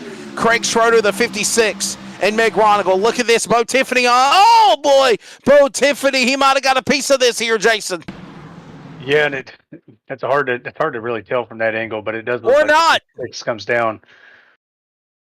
Looked like he bonsaied off the left rear of Justin White's car, the 2 in 9th. Yeah, I think if we do an overhead view of that, it looks like what probably happened is he comes down over on the nose. I think he comes down on the nose of the 53. Right here, right there. He's gonna get down off the nose, and once he gets off that nose, it just shoots him straight down into the bottom of the turn, and then just carries all the momentum. Basically has no control of the car. Another look at it again. Justin White with the Miller Genuine Draft Rusty Wallace colors now. And look at him just bonsai into the left rear. Justin White's doing nothing but holding his line. Craig Schroeder into the 2, into the 09 of Meg Ronigal. And again, everyone else collected from there. Caution out again. Wow. And I think Justin saved it. Justin stayed. Yeah, Justin's good. Look at Justin. Yeah, man, he's what, in 8th, 9th place right now. Yeah. What a save. Do you pit? Looks like nobody's pitting. It doesn't look like it. Got some guys in the back pitting. Bruce and Person, Johnson, Evie, guys that got wrecked earlier, damaged earlier, coming down pit road for service. But for the most part, your front runners are not coming down pit road. By the way, listen to this. Everybody in the top 14, 15 spots, Jason, pitted on lap number 57. Everyone else except for Jonathan Tugness was on lap 61. They pitted on lap 57. So you're literally, I'm surprised we're not seeing them pit yet, but I think that, we're going green caution in stage 3, shades of what happened in stage number 1. And, man, as I see this happen, maybe we're going to start seeing another whirlwind of cautions, and then you're going to split it up maybe and come to pit road about 75 or lap 80, I'm thinking. What do you think? Yeah, and I'm trying to get some intel on what the tanks will do, because obviously we've not seen that yet. So, but yeah, I think we could probably go. My guess is 30 laps on a tank is probably what I'm thinking. So, a couple more cautions, and some of these guys may be able to stretch it. But the guys that just came down, I mean, they're sitting in a pretty good spot, right? Because if it does go green, they'll be able to utilize it because splash and go. And you got to remember, Jason, you race as well. You're conserving more fuel running under caution, or are you, especially with a track of this size? Yeah. I mean, with a track this big, I mean, you just get it up to speed and let it roll, quarter away down the straightaway at a time, So you definitely are saving a ton of speed here, or excuse me, a ton of fuel. Saving fuel, no doubt. So it looks like maybe lap 85 to 90, we possibly could be seeing guys come down to the pit lane if you're thinking of that 30-lap rule. And then, of course, saving fuel because you're not going full song on the pit road. Here comes some more guys pitting. It looks like Jeffrey Johnson, the second, will peel down pit road. He's by himself riding solo. Ryan Johnson back on pit road again. Greg McConey pulling off. Matt Cherry pulling off.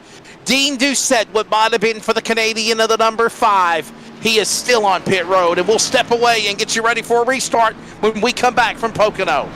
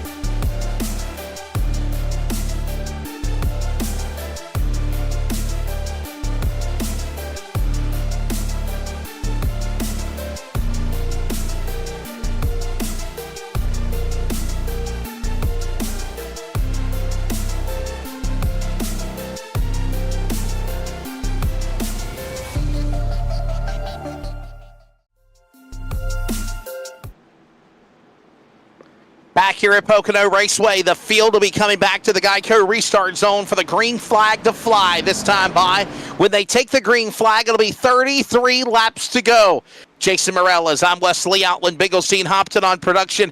And again, ready to wrap up our 9th Serve Pro Caution here tonight at the Pocono Raceway. Field comes to the Geico restart zone, and the green flag flies one more time. Can we see this race come to an end? Green flag pit stops, or will we see more cautions? The field stride for stride with Lyons McGill on the front row as they go into turn number 1.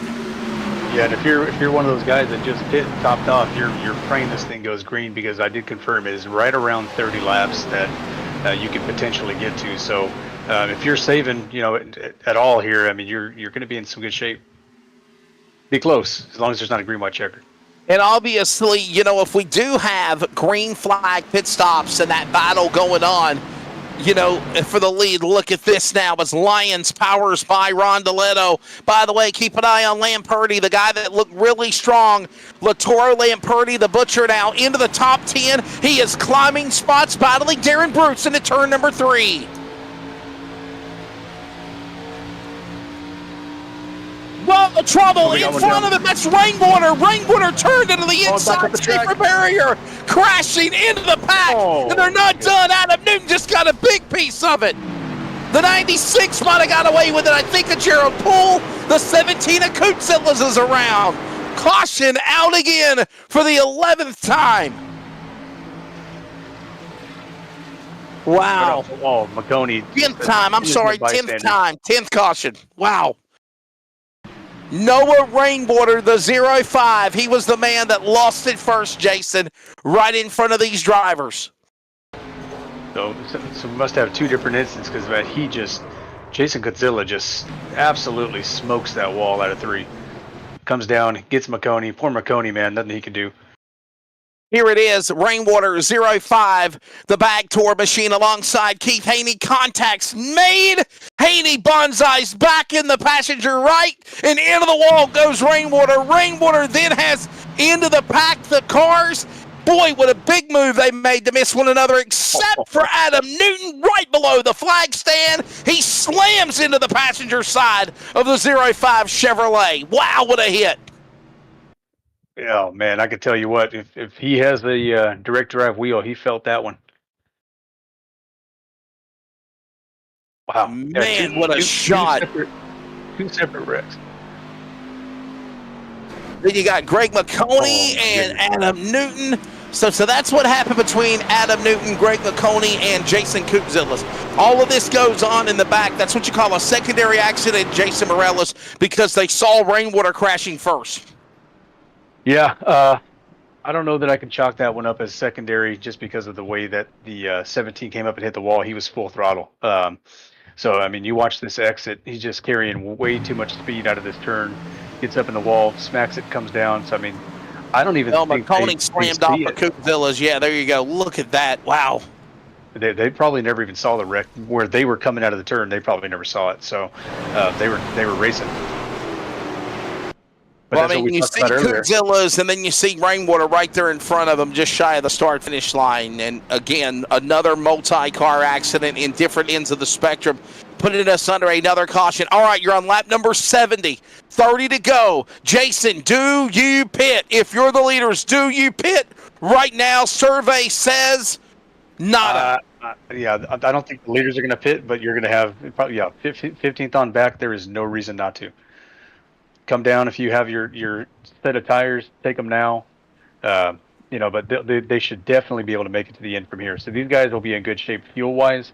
So what they're praying for is a green flag race. The other guys, man, I don't think they can make it. Lamperti, Martin, Cherry, McConey, Person, Johnson, Newton, all coming down pit road. Boy, that 12 is beat up. 10th caution of the race. There you see Greg McConey's car. How much damage is on that machine, obviously. And Jason, let everybody know that, like, if you get involved in an accident, because there's no fast repairs in the NASRA series, right? You do not get a fast repair like a mulligan. You get a brand new set and come back and race again. Literally, yeah, like our producer tell us in our ear, it's like a get out of jail free card, like Monopoly for racing. Bottom line, you got to come down pit road and you got to go on the damage clock, the damage vehicle policy, if you will, like I call it. And you literally got to take time to go on pit road to try to fix your car. And sometimes it can be 30 seconds, sometimes it can be a minute, it could be 5 minutes. And if it is lengthy like that, you're going to see guys come down pit road, exit back on track, quickly get back on pit road and try to get time and get these cars fixed like they can quickly. Yeah, absolutely. And I think one thing that we probably don't discuss much is, as a lead, we also have a minimum race speed, right, which is calculated off of the qualifying speed. So if you got damage in your car, you got to make sure you get it fixed up enough to where you're going to be able to meet minimum race speed within 5 green flag laps. If you do not, you are then parked. So it's a way of keeping the jacked up cars off the track, right? So, it's critical that you understand the damage model and figure it out. You get out there and you realize, man, I'm still not fast enough. You got to take the time on pit road to get it fixed. So another caution coming out here at Pocono. Let's us step away and thank our sponsors one more time. Starbase 1552 Comics. We sell everything a collector would want. Comics, Funkos, action figures, and so many more. A real American comic book shop. We are online only. Starbase 1552 Comics. Find us on eBay Auctions.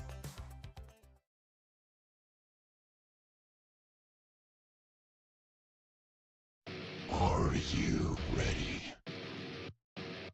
For Murph's Magical Creations. Home to custom laser engraving and gifts. This veteran-owned and operated company engraves for all occasions. If you want one of Murph's Magical Creations, call the number on your screen or commission through either Instagram or via email. Murph's Magical Creations, made with love for you.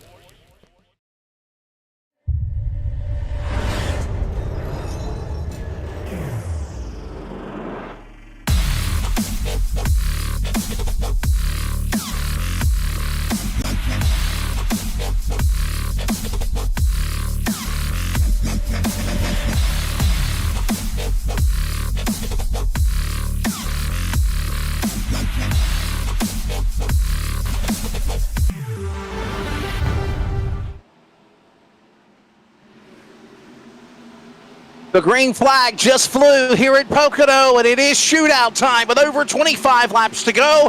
Jason, the leader, is Lyons. He leads them into turn number 1 for the whole shot. Yeah, because somebody completely new up front. We've not seen up front all day. So you'll see maybe he's been saving his stuff up and not been showing his hand. Trying to swerve off of that safer barrier, off of that sharp turn of the racetrack as they work their way down the back straightaway. Welcome back to our coverage. It is the Premier Setups 250, Premier Racing Setups on Facebook. For more information, of course, a proud partner of NASRA. Here tonight, down the back straightaway, Lyons in the lead. Rondeletto back into the dance as well with McGill, and that goes on into 3. Yeah, and this race is kind of falling into the hands of Rondeletto. As long as he doesn't have to pit. Oh, my, right into the wall. I shouldn't have said that. I jinxed him. That's a big lift. Rondeletto into the outside safer barrier as this opens the door now to Holden McGill. McGill will power in front of the showman. He'll move to second now as they work their way back into the corner into 1. Yeah, and when you hit the wall that hard as he did, the cars tend to get really tight. If you get any damage on that right rear like that. So I'd be curious to see if he's still going to try to run that top line and continue hitting that wall, because the car is going to get tightened up on him. Lyons in the lead, McGill in second, Rondeletto back to third. Reeves, by the way, Jacob Reeves is up to 4th or 3rd now with Haney. There they are, right there in that mix as we close in on 26 laps to go as they come to the line off 3. Yeah, a nice run for Keith Haney here. So it's been good to see him running up front. He's been in that right around that top 10 all day. Down that straightaway, working back here at Pocono into turn number 1. The leader is Lyons. Lucas Lyons now showing his opportunity to try to get a big win as the Buc-ee's machine. That's Phil Pappas. Quiet night for the 88 now, climbing into the top 10. He's in 7th as we go back single file again.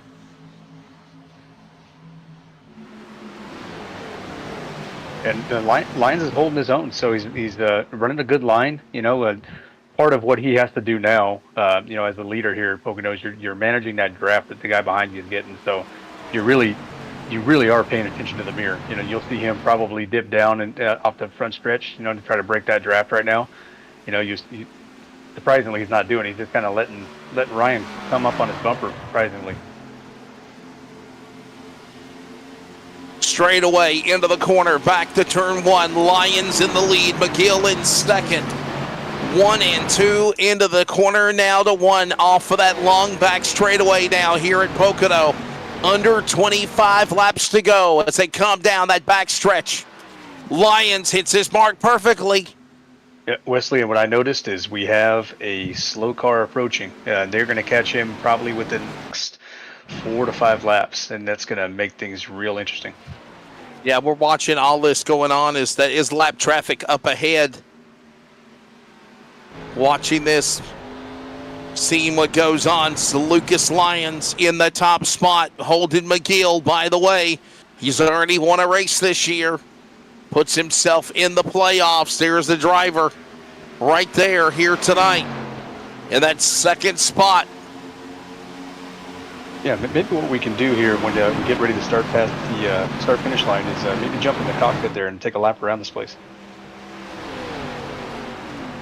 Holden, yeah, I believe Colin Weatherhold and Ryan Johnson. I think I said Holden McGill has won a race. My apologies. He has not won this year yet. He is looking to try to win here. Neither has the driver, Lucas Lyons. And I'll tell you what, as we work our way into that 3rd turn, this time by, let's go on board with the driver in 2nd, Holden McGill. Look at what it's like trying to run down these guys. He's after the leader. Massive cloud cover as he works off of turn 3, heading down the straightaway. Jason, you got a lap for us around Pocono with 23 to go at the line.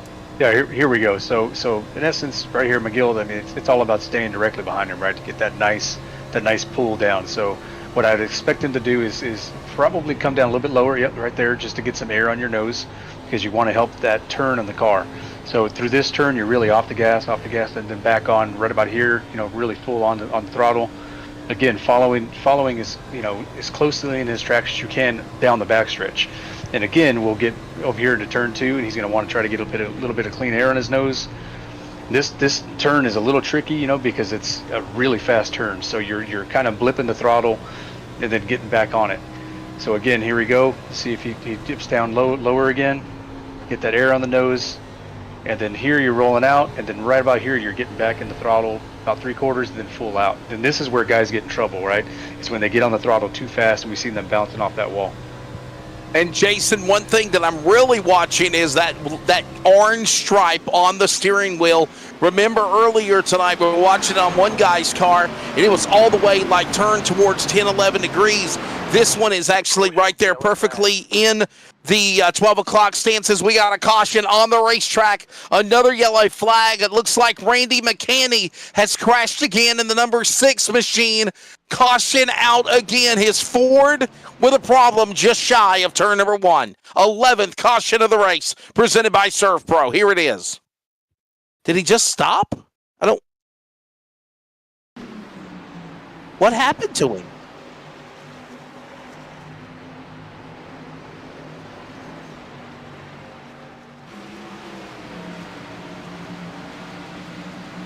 Yeah, I see that he lost packets. So I'm wondering if he probably had a screen go out, and so he knew where he was at in the track and just pulled it down to the bottom.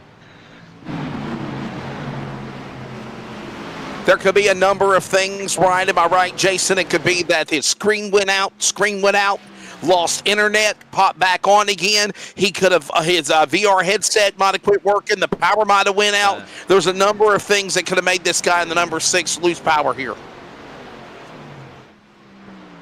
Yeah, being that he was able to, drive down to the bottom of the track and kind of roll it, tells me that it probably wasn't a power or an immediate packet drop. So I'm probably leaning towards that things started blinking really, really bad on him, and he realized that he was in a bad spot and just pulled to the bottom. So guys will be pissed off that the caution came out for that, but in all reality, it probably was the best thing that he wasn't still out there racing, blinking all over. Can we emphasize on this as well? Dean Doucette, you got Dean Hopton. I'm sorry, you got an update as well. Go ahead, boss. Well, I was going to say this has happened to somebody before too. That was a race, but just a simple situation. Your mum or dad's just reset the remote modem or the router or something like that because they couldn't connect to Facebook properly. Right, okay, let's just reset that, and then didn't realize that you're doing a driving. But that's actually happened to somebody, a driver I know during an endurance race one time too, and he's like, and then the whole team had to drop out. But anyway. Yep. Yeah, it could be a number of things as it puts us under 11th caution, 11th Serve Pro caution of the event. The man out of Owensboro, Kentucky, Lucas Lyons up in front. Here's a look at it again as Randy McCanney's car was up in race mode. He timed, and here's the money stop. Under caution, 20 to go. I said it perfectly, Jason. Everybody's coming down on pit road at lap number 80. Yep, and, same thing here. Free in, free out, don't slide the box. And if you're looking at a guy like the Butcher of Latoro Lamperti, you definitely want to be perfect this time. We saw how good the 91 is. We're looking at him right now on pit road, and this could be a really good stop for him, or it could be a disaster to take him out of the run of the race as he's running off. He did it again. Oh, my goodness, he did it again. He drove through multiple pit boxes on exit. Yeah, he did it on entry and exit. So, oh, wow. Yeah, that's rough. Oh, yeah. All right, folks, let's count together. 1, 2, 3, 4. 5. He drove through 4 pit boxes, 5 pit boxes, and then another 3 more. Oh, man. Yeah, he did it again. Yeah, from my understanding, I believe that we had to have a translator for him last week, so it's probably a language barrier there that we'll make sure that gets that gets addressed, and then help him out and kind of that. So Lamperti came out ahead of everybody, but he's going to have to go to the tail end of the longest line. Am I right? He's going to have to go or back down pit road for a pass-through penalty. Jason, so it'll be EOL. Race Control just gave him the EOL there, and man, he's probably fuming and not understanding what's up. Wow, he's got to be pissed. Yeah. How do you say pissed off in Argentinian, right? That's probably how he is right now. How do you say it? How do you say it, Dean Hopkins? How do you say it in Argentina? This is fun and educational. No. I'm not going to say it. Well, the 3's almost hit him as he's slowing down to go to pit road there too. What's happened, guys? Now, if he got the EOL, why is he coming back down pit road again, Jason? So he gained a ton of spots in that pit, so he probably only got fuel. So he probably has a set of tires left, and he's just figured, you know what, I better take him now. Scott Allison, to answer your question, buddy, I know it says that this dude really needs to actually read the rule book. He's from Argentina, and this is only his second NASRA race, so there might be a language barrier there. There might be definitely a lack of communication, so if we could teach him definitely the rules. And you know what? I got to give props to Lamperti, and he was on pit road trying to come to pit road, and Trent Robinette was speeding entering the pit road. The highway patrol car about slammed into the 91 in hot pursuit, if you will. They do miss each other, so that's a good thing here. Look at this, man. Look at Robinette. Wow.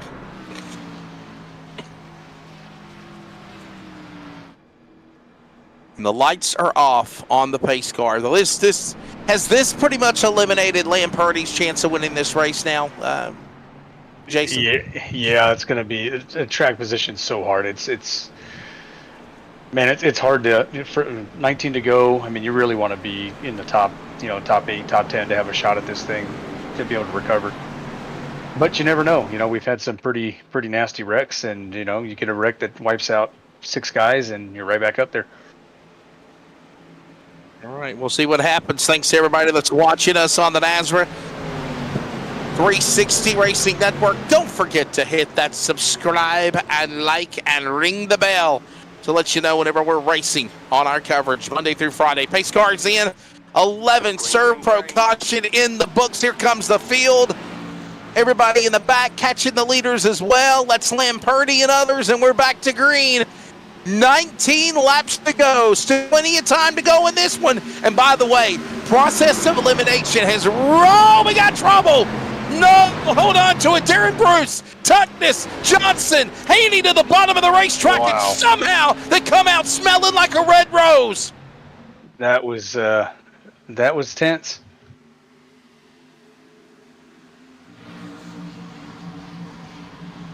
Amazing. We're 3 wide. Darren Bruce almost got turned into the pack along with everyone else, and they saved those cars, but they're not done getting after it. There you see now the battle for second, now third. Rondeletto in person going at it. Argentinian and the Screaming Eagles number 8 machine to the line, 17 to go here at the Tricky Triangle of Pocono.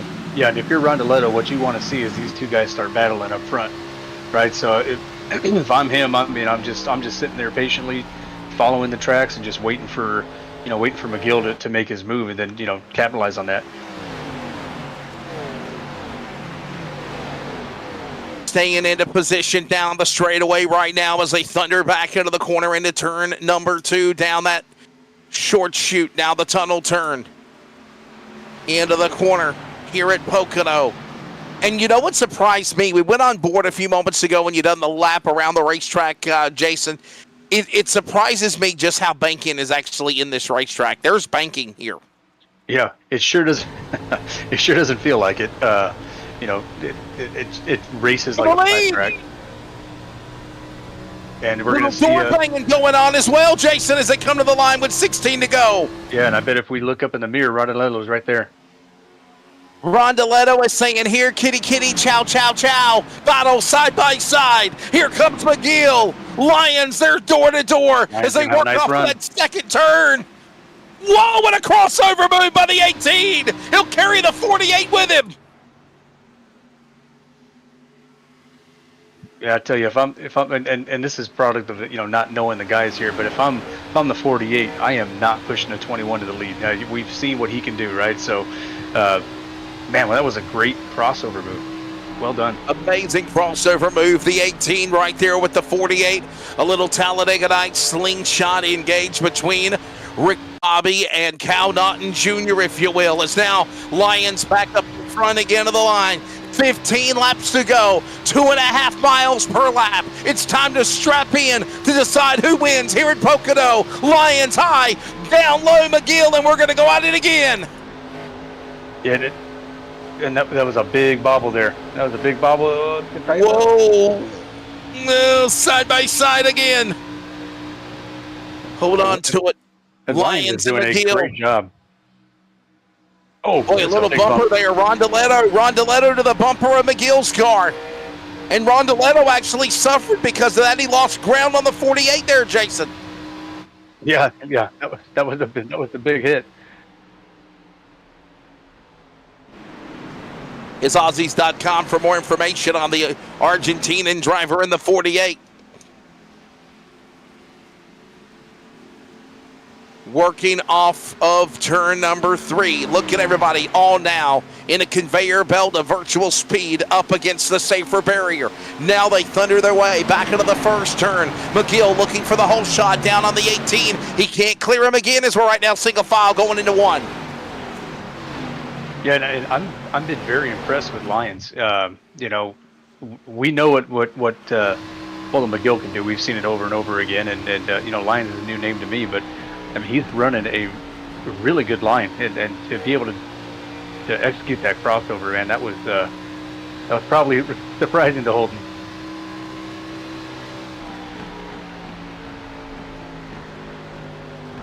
Lucas Lyons, 14 remaining. Now make it 13 when they come to the line for them off of turn number 3, coming to the straightaway. Pocono Raceway, by the way. McGill's gonna have a big run here. There it goes. It felt like he had been setting him up for that move. By the way, I don't know if anybody knew this. The track at Pocono is definitely compared to some of the best popular racetracks of the world. The track was designed in 1959 by the 1962 winner of the Indy 500, Roger Ward. Pocono Raceway is a unique design racetrack which includes turn 1, 14 degrees of banking where they're just coming off of Trenton Speedway. Turn 2 is 8 degrees of banking, that also known as the tunnel turn, modeled after the Indianapolis Motor Speedway. And turn number 3 is 6 degrees of banking, which models the Milwaukee Mile. How about that? The circuit is sometimes considered a tri-oval, but obviously it is more typical a tri-oval like Daytona or Talladega, but this is a very fun, exciting racetrack, and it is getting down to the dozen laps remaining for the lead, and they got McGill. Rondeletto now, the second spot. Rondeletto now, the second in the 48. He's setting his sights on the 48 now, the 18 Alliance. Yeah, that was a power move. Wow, that was impressive. You see right there. So I've noticed him doing this. Nobody else is doing it yet, and he's going just below the line to help rotate that car over. It's sketchy because you can get kind of loose, but he's really the only one that I've seen doing it so far in turn 2. Pocono Raceway, 2.5 miles. That's 4.023 kilometers. On this third turn track right now, out in front, it is Mr. Lucas Lyons. For how long, though? Octavio Rondeletto, the showman, is now in the number 2 spot. Holden McGill right there to third. What a run, by the way, for Bernard Person and Jacob Reeves. These guys had problems earlier now, Jason. They're in the top 5. Yeah, and Jacob could use a good run, man. He's got some bad luck. He's got a monkey on his back after winning Atlanta in the Cobb's Truck Series about a month ago. It seems like definitely things have not gone well for the man out of Rome, Georgia. And now a solid top 5 finish. It's Lyons in the wall, the leader in the wall. Rondeletto, excuse me, coming through. High wide, top side, can't clear him. 18 holds his line. 10 to go as they work off 3. Door to door, 10 to go at Pocono. Who does McGill go with? High, wide, and handsome, as Hugh Lyons just said. 10 laps to go. Here we go. It's showtime at Pocono to decide the winner. And remember, earlier in the race, we talked about this 48 running that high line. He's done it. You know, nobody else has really done it.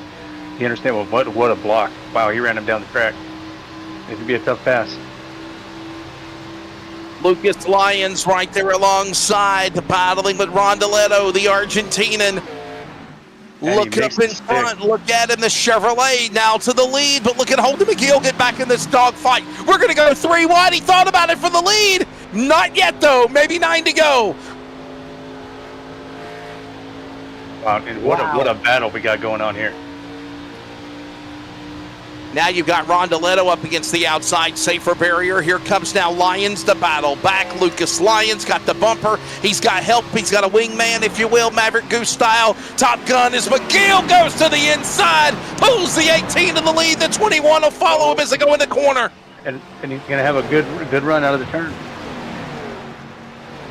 There is some lap traffic, or at least one lap car up ahead. While all this goes on, 9, make it 9 laps to go. Holden McGill on the inside. The Rock Hill virtual bad boy in car number 21, looking to try to battle here. Yeah, and at this point of the race, I mean, that pass in turn 2 is really, really challenging. Warrior Racing Esports, Lucas Lyons up on the outside, the Juice World number 18. Here goes that lap machine up in front. That's Trent Robinette, by the way. The number 03 machine, that's the driver that's up, or the 03's in the top 20. All this goes on as we're side by side for the lead. 8 to go at Pocono, back to 1 again, Jason. Yeah, and they can't figure out who's gonna stay up front, but Lyons is not going away without a fight, and he is. I am really impressed with this, how he's doing this right now. High, wide, handsome, looking high, looking low, looking for a move on the 18. There's the 21. McGill stays locked up on him. Predator and prey. He's ready to pounce on him like a coiled cobra for the top spot. And look at this now. Rondeletto bounces back to the third spot. He's in the trio of these 3 cars ready to battle. Lap traffic of Robinette slowly closing in off what turn 4. 7 to go at Pocono. McGill makes his move to the bottom. Jason at the line. Yeah, Wesley, it is not 3 cars anymore, is it? Look at this. This pack is completely closed up. And here comes now Jacob Reeves, Bernard Person, Bo Tiffany. All these guys are in the battle now. And if you're in the top 5, you ran these cars down, you're thinking you got a shot to win it as Lyons and McGill almost get together in the turn. And they are leaning on each other. Jacob is sitting in prime position the way that we've been seeing this racing going right now. Did you just see McGill throw the block on the 18, throw the block on the 48? Now they got to get single file again. Here they come off of 2. And let's see what this lap car is going to do to this group. Rondeletto trying to jump out of line. He can't now. Boxed in by Jacob Reeves. Here comes Bernard Person. Here comes Bo Tiffany. Here they come to the line. 6 to go. Count it at Pocono. They're back into 1. So they're catching this lap car at a very interesting point. Let's see if this guy stays high. Hopefully he stays high and out of the way. Hold your line, stay in position, do just that as they work their way back off into the corner, now into 1.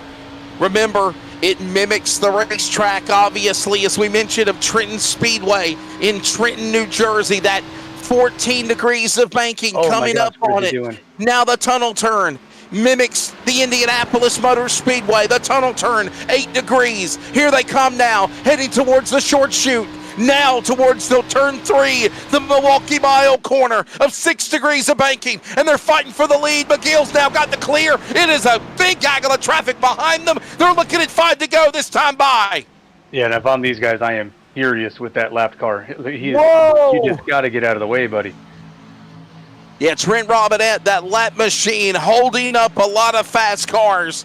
As right now, Holden McGill is the leader. Lyons now. Here comes Reeves. Bonsai. Bo Tiffany holding on. Stay in position. No, he loses it. He spins to the apron. He got into Tuckness. They spin again. Tuckness goes around. Caution's out. 5 laps to go, and the yellow is out here at Pocono. Are you serious? Yeah, and I'm going to tell you what, that though the 03 didn't cause that wreck, his presence caused a huge issue there. You got to get the hell out of the way. Let these guys race. It's been a long race. You're not in anything. Get the hell out of the way. There is a race going on, and you're not in it. You should have got down to the inside of the racetrack and let the leaders battle it out.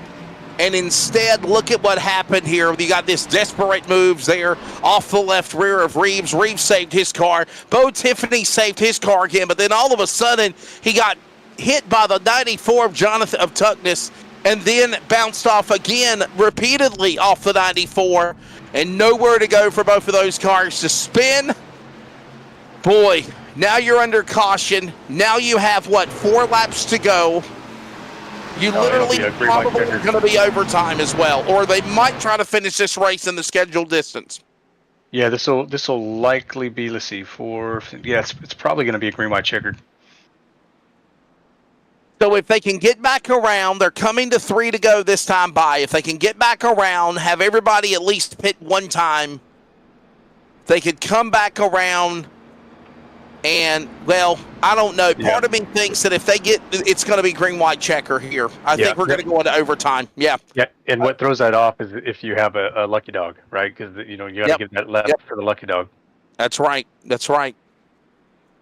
Though race control has control now faster of the, obviously, sequence of how many times we can stay under caution, throw the caution, quickly put the lights out on the pace car, you still have to be fair and let people come down pit road. If they're going to come down pit road, lap machine's got to come down and take on service. And then obviously, as you mentioned, Jason, there is the lucky dog rule. There is a driver that gets the free pass, if you will, and he's got to come around. And you're seeing guys like Pappas, Johnson fakes, comes to pit road, Justin White on pit road.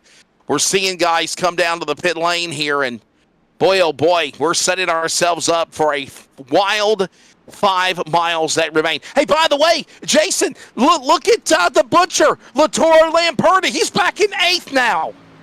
Yeah, and he's going to gain a spot because I'm just hearing right now that the 57 of Reeves was given the EOL on that one. Tough. How can that be on the 57? Yeah, I'm sorry.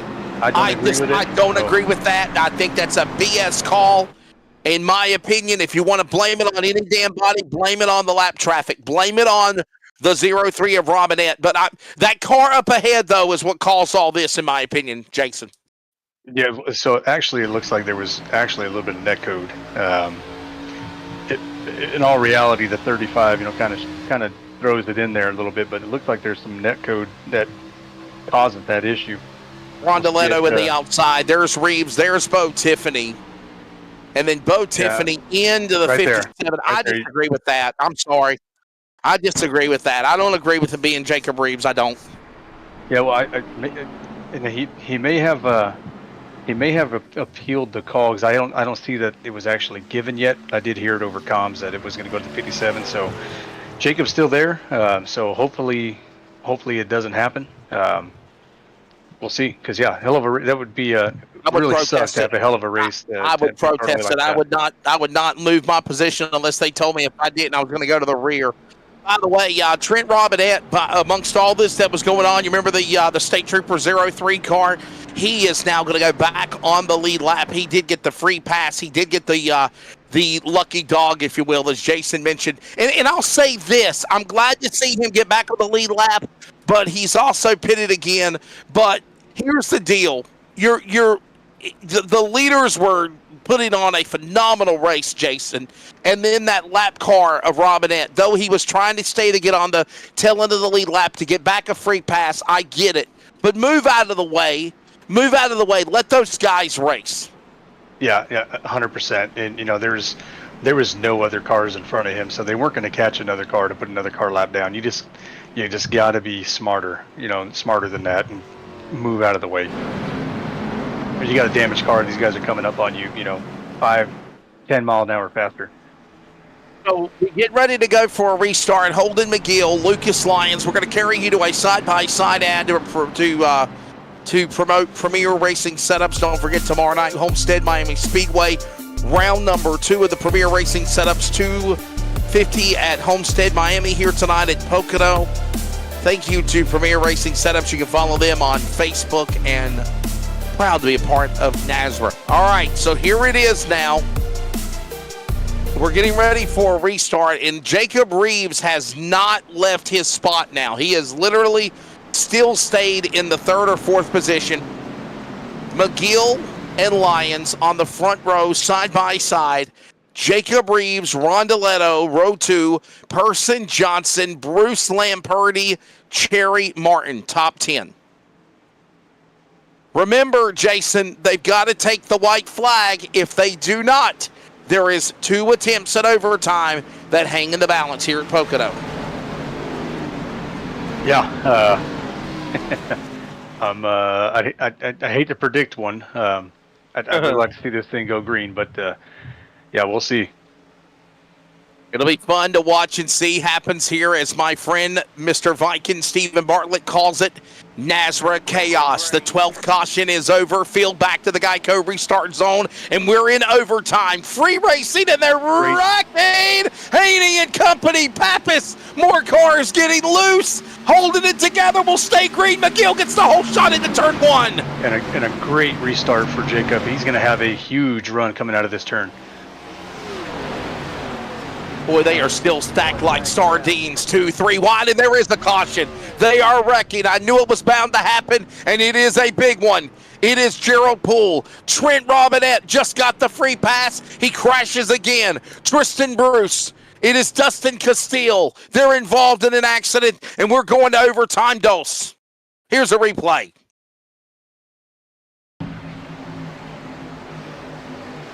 Oh, wow. Yep, just too much, just carrying too much speed. We've seen it over and over again. Wow. Gerald Poole, Tristan Bruce, some of those cars, Castile in the 023 car. Watch this again. Wow. Wow, Bruce into Castile, yeah, there it is. Look at Justin White, got a piece of it as well up on the high side. Just a little too much Highline hot sauce on racing. that taco. What did you say, Jason? A little too much hot sauce on that taco. Yeah, I thought you said caca. I thought you. Yeah. Okay, well, you know, a lot of people are saying "Holy caca" right now. Been a long race for the HLR boys. Oh man, Highline Racing, another couple of cars involved. Eldridge, Ohio, Dustin Castile, Justin White. There's the West Virginia driver, Gerald Poole. Man, oh man. Oh wow, look at that, man. You know, Tristan Bruce. What's infuriating about that, you know, in these races is, you know, it's green, white, checkered. You know, I understand you're trying to get all the spots you can get, but you're 15th, 16th. You're not going to win the race, right? You're just. Yeah, why are you driving like this, right? Yeah, and that, I mean, that is an argument, you know, that we have within ourselves, right? You know, because points are valuable. We all know that, but you know, you just can't do that. Overtime 2 from Pocono. We take a break. Strap in. It's next. We're not done yet.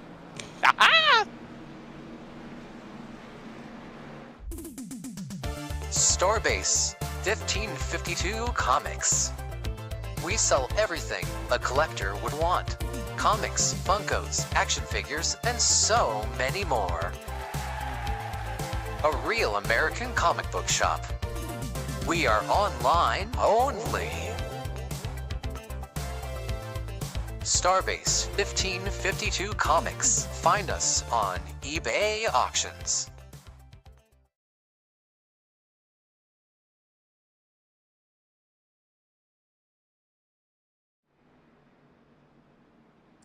Lights are still off on the pace car. Here's our upcoming schedule of events. We got a Kansas next week, Las Vegas, Talladega.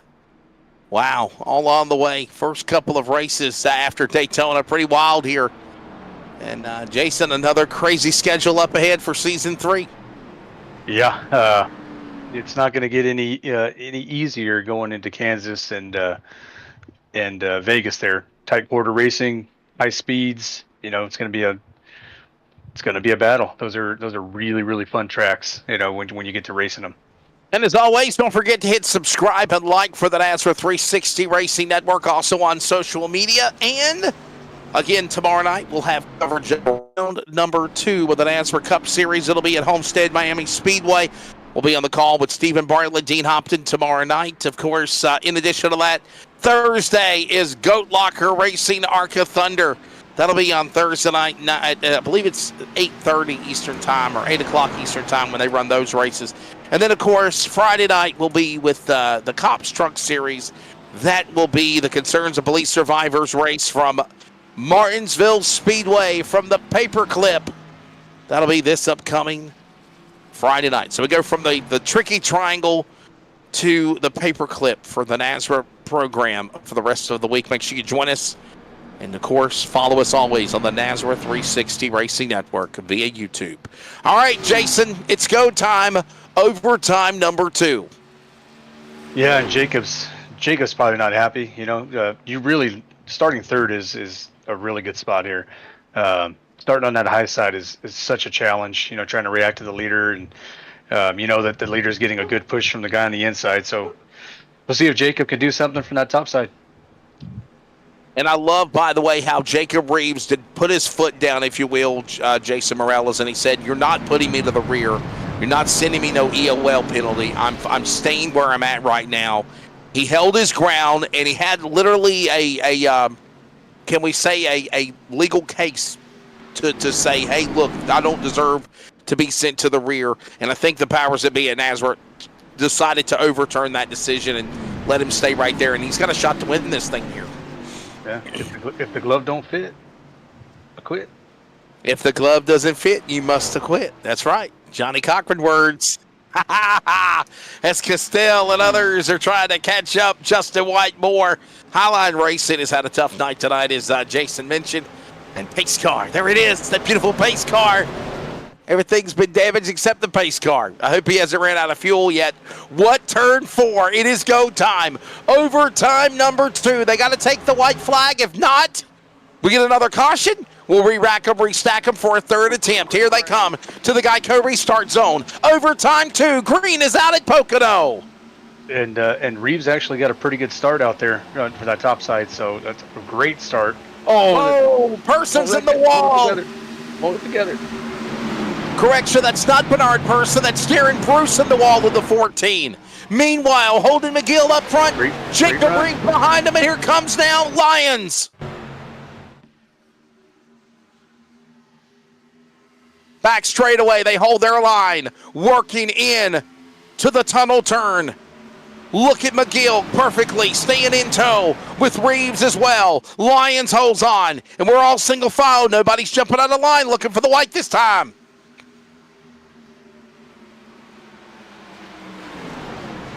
Jason, this is it. Here they come. Working off of that third turn. Oh no, we're wrecking in the back. Caution is out. They're up in the fence. Trouble, caution. I think it's Bo Tiffany. Bo Tiffany's one of the cars. So is Martin in the 4. We're going to overtime number 3. 14th caution of the race here at Pocono. Are you kidding me? Oh my God! What are we? 500 feet. 500 feet away. And again, that same dive move. Seen that a few times now. Greg McConey into the 35 of Bo Tiffany, into the 4 of Martin. They're both wrecking again. Caution out. They were just coming to the white flag. If they would have crossed the line, at least the top 2 cars, the race would have been official. However, while they were thundering to come to the white flag, they were crashing in the back. Here is another view of it.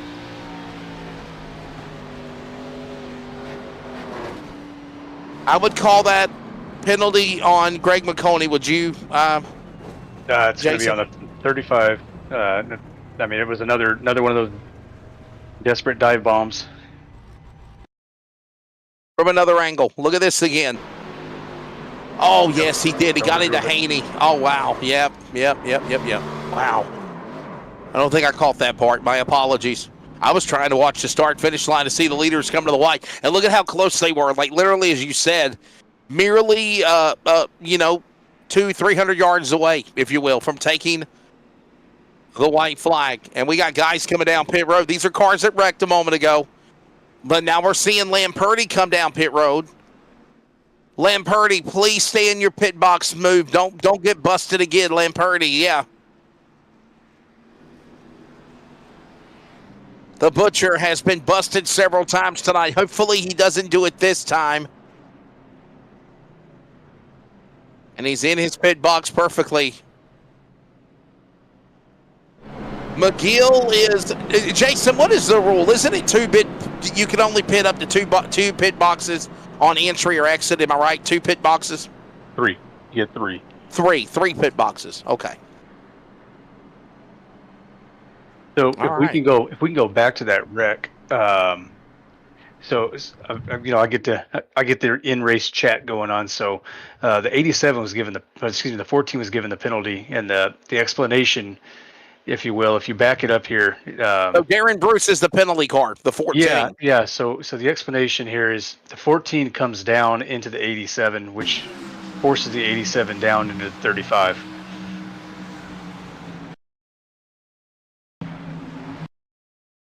So you see he pinches in there, and kind of alters the route. So apologies to the 35 there for telling me Bill bomb there. But hey guys, can I tell y'all something else as well? They're getting ready for the 3rd attempt at overtime, but this race also is under 15 minutes remaining on time limit.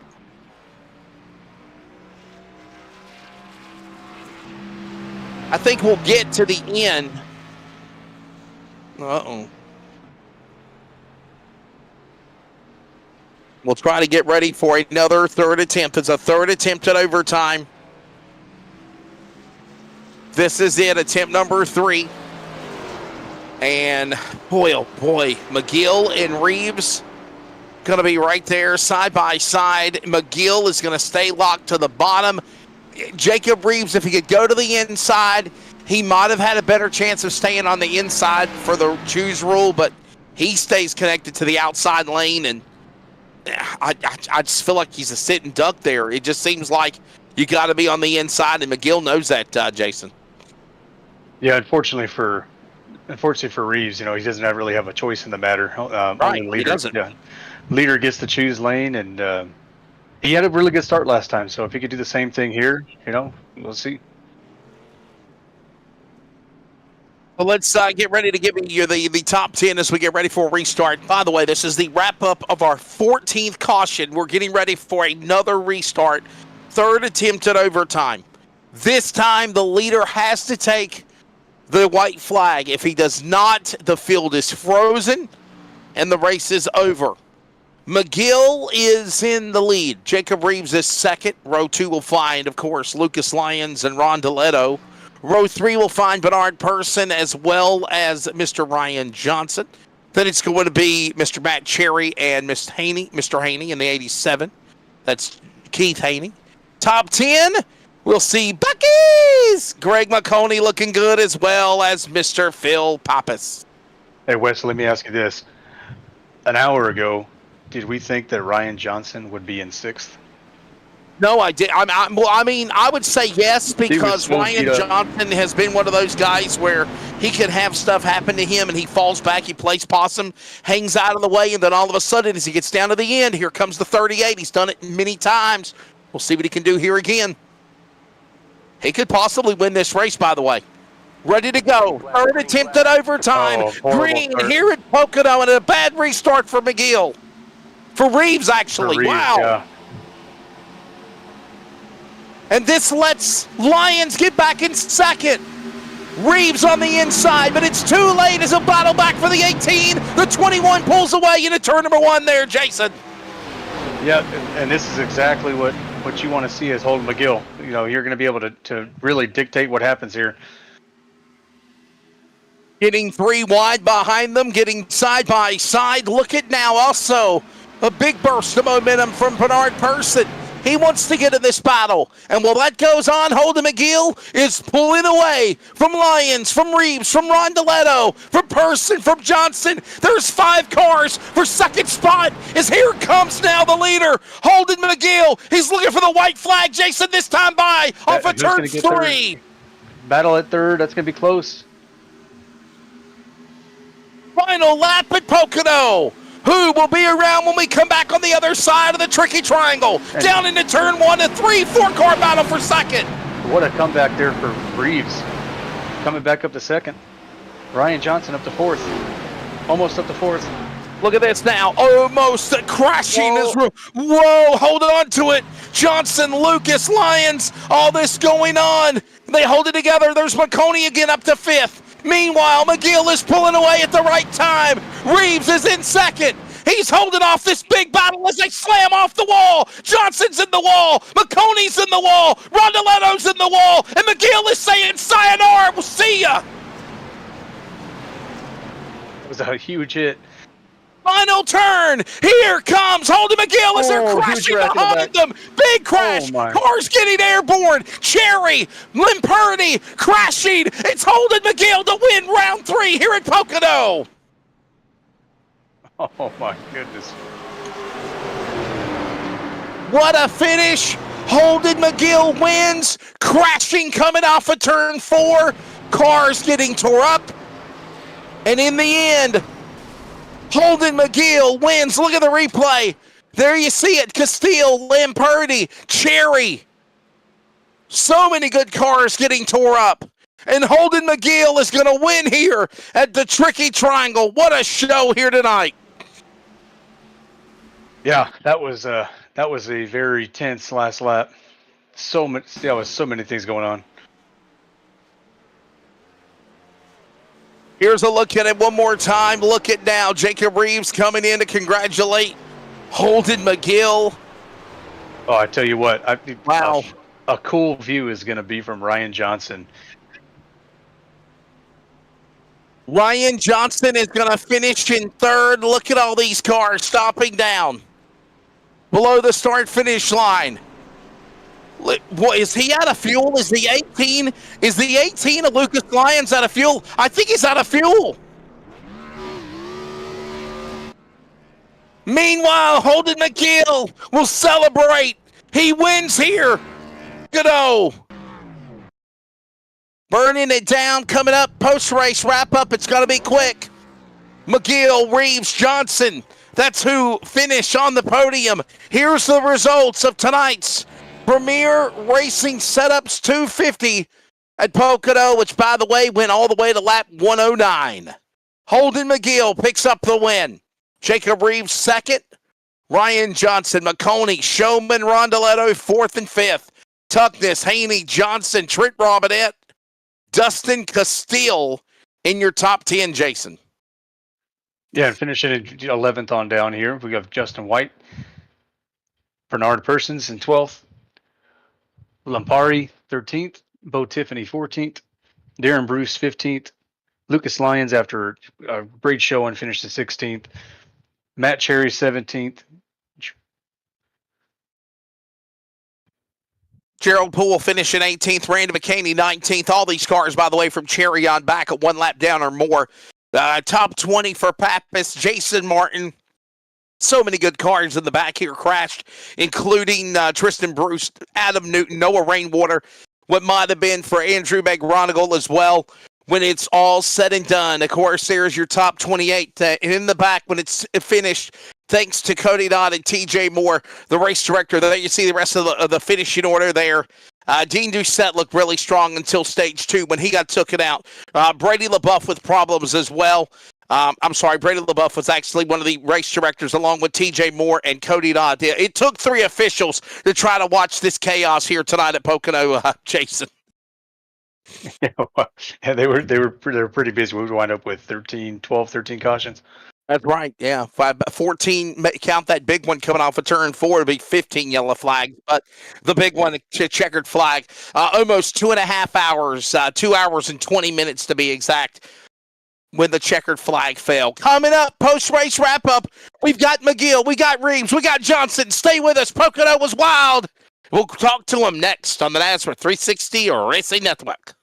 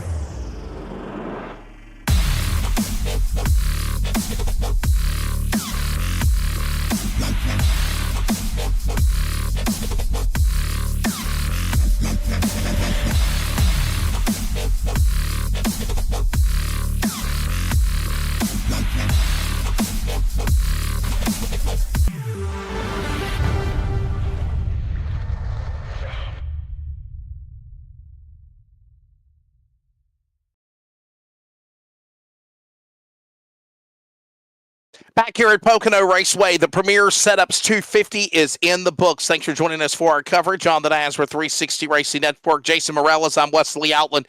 Bigglestein hopped on production. Let's grab the winner, Holden McGill. Congratulations, you finally break through into victory lane. 3rd round of the season, and boy, this one was not easy, though, Holden. Craziness all night long. Your take of surviving here, and the Rock Hill Virtual Bad Boy has put himself into the playoffs.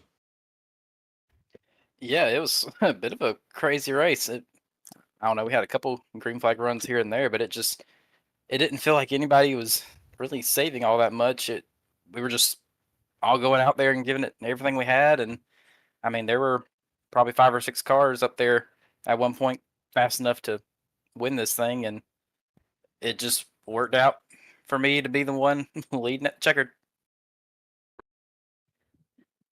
Yeah, Holden. The moment of the race for you was the end of stage one and that hell of a block that was thrown on you. I mean, how close was that to you not being able to save that thing?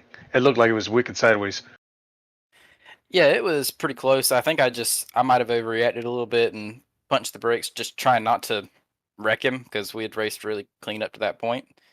So kind of I'm not gonna say missed opportunity, but that was an opportunity for something to go very, very, very wrong, and that'll be noted. But hopefully, nothing ever comes of it. Holden, before I let you go, man, thank your sponsors and congratulations on your win, buddy.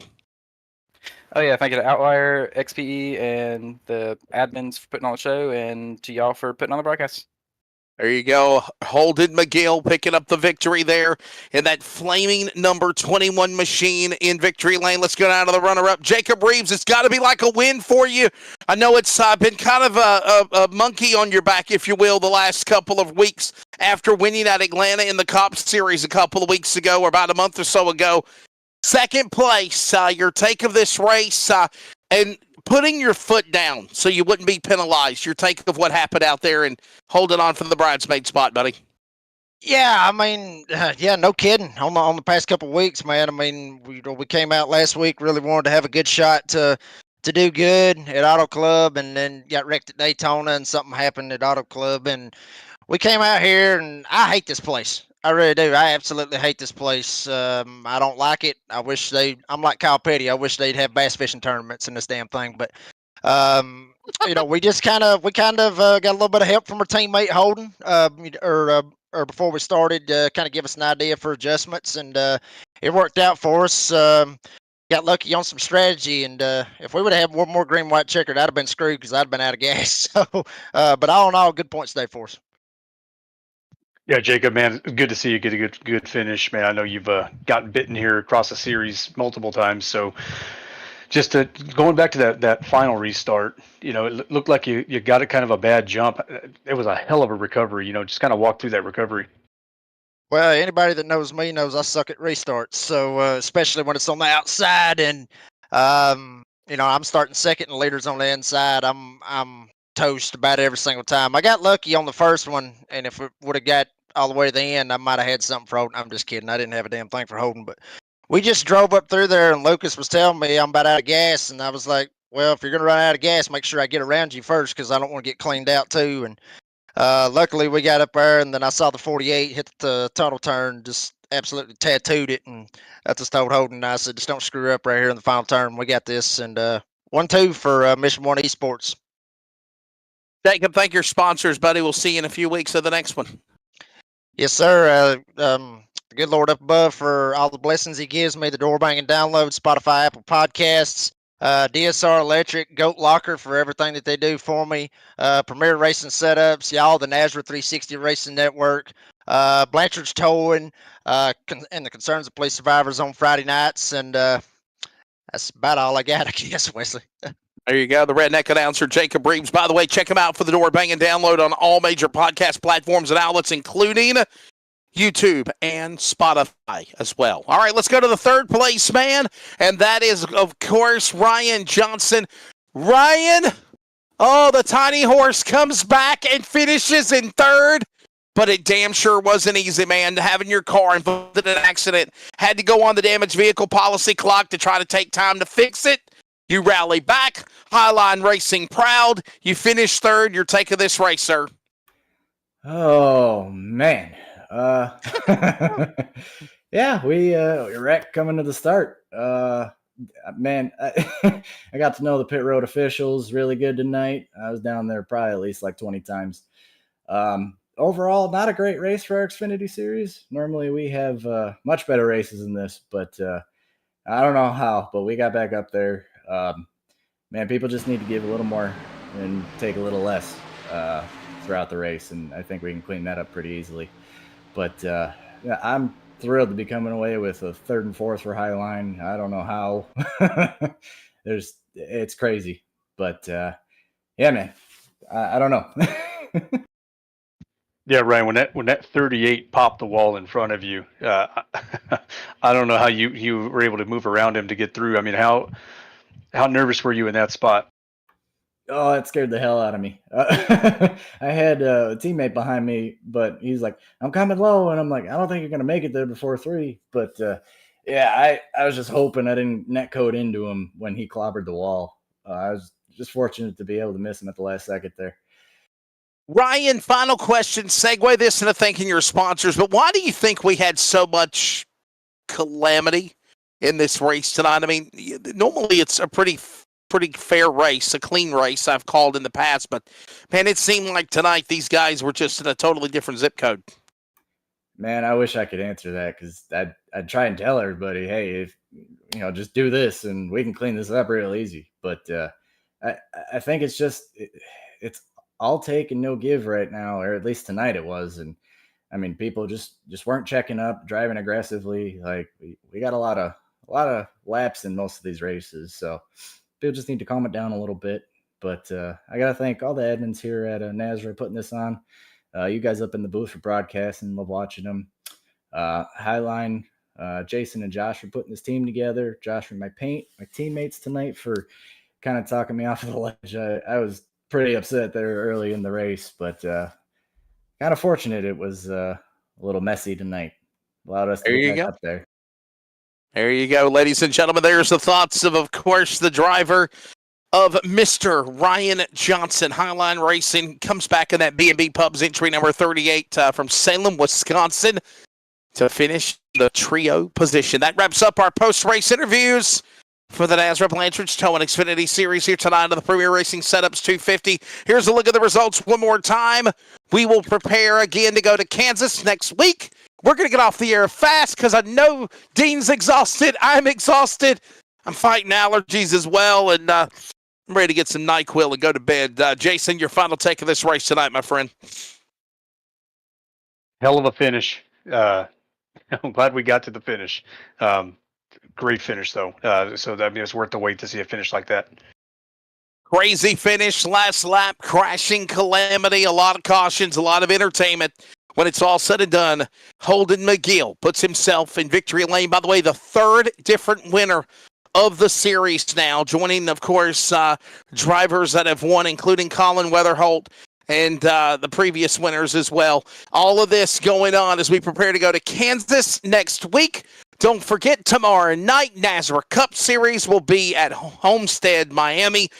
Gold Locker Racing, Arca Thunder, Thursday night, of course, and Friday night. The NASRA Cup Series will be at the Paperclip, Martinsville Speedway. Here's a look at the upcoming schedule. Follow us always on the world of social media at NASRA Racing and on Sim Racer Hub. The people behind the North American Sim Racing Association since existence of 2020 includes Brady LaBeouf. Cody Knott, race director tonight, was Mr. TJ Moore. For Bigglesteen Hopton on production and pit reporting, for Mr. Jason Morales, this is Wesley Outland. Congratulations, Holden McGill, winning tonight here in a wild one, a caution field, triple overtime. Premier Racing Setups 250. Good night from the Tricky Triangle. We'll see you next week at Kansas.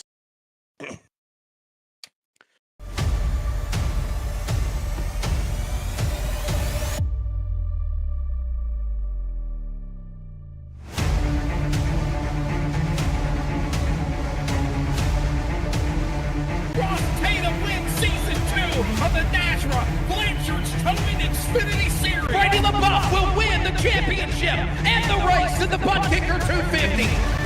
Keith Bradley gets his second championship on the Friday Night Series with the concerns of Police Survivors Truck Series Season 8. His rookie season, he will win the championship for the concerns of Police Survivors.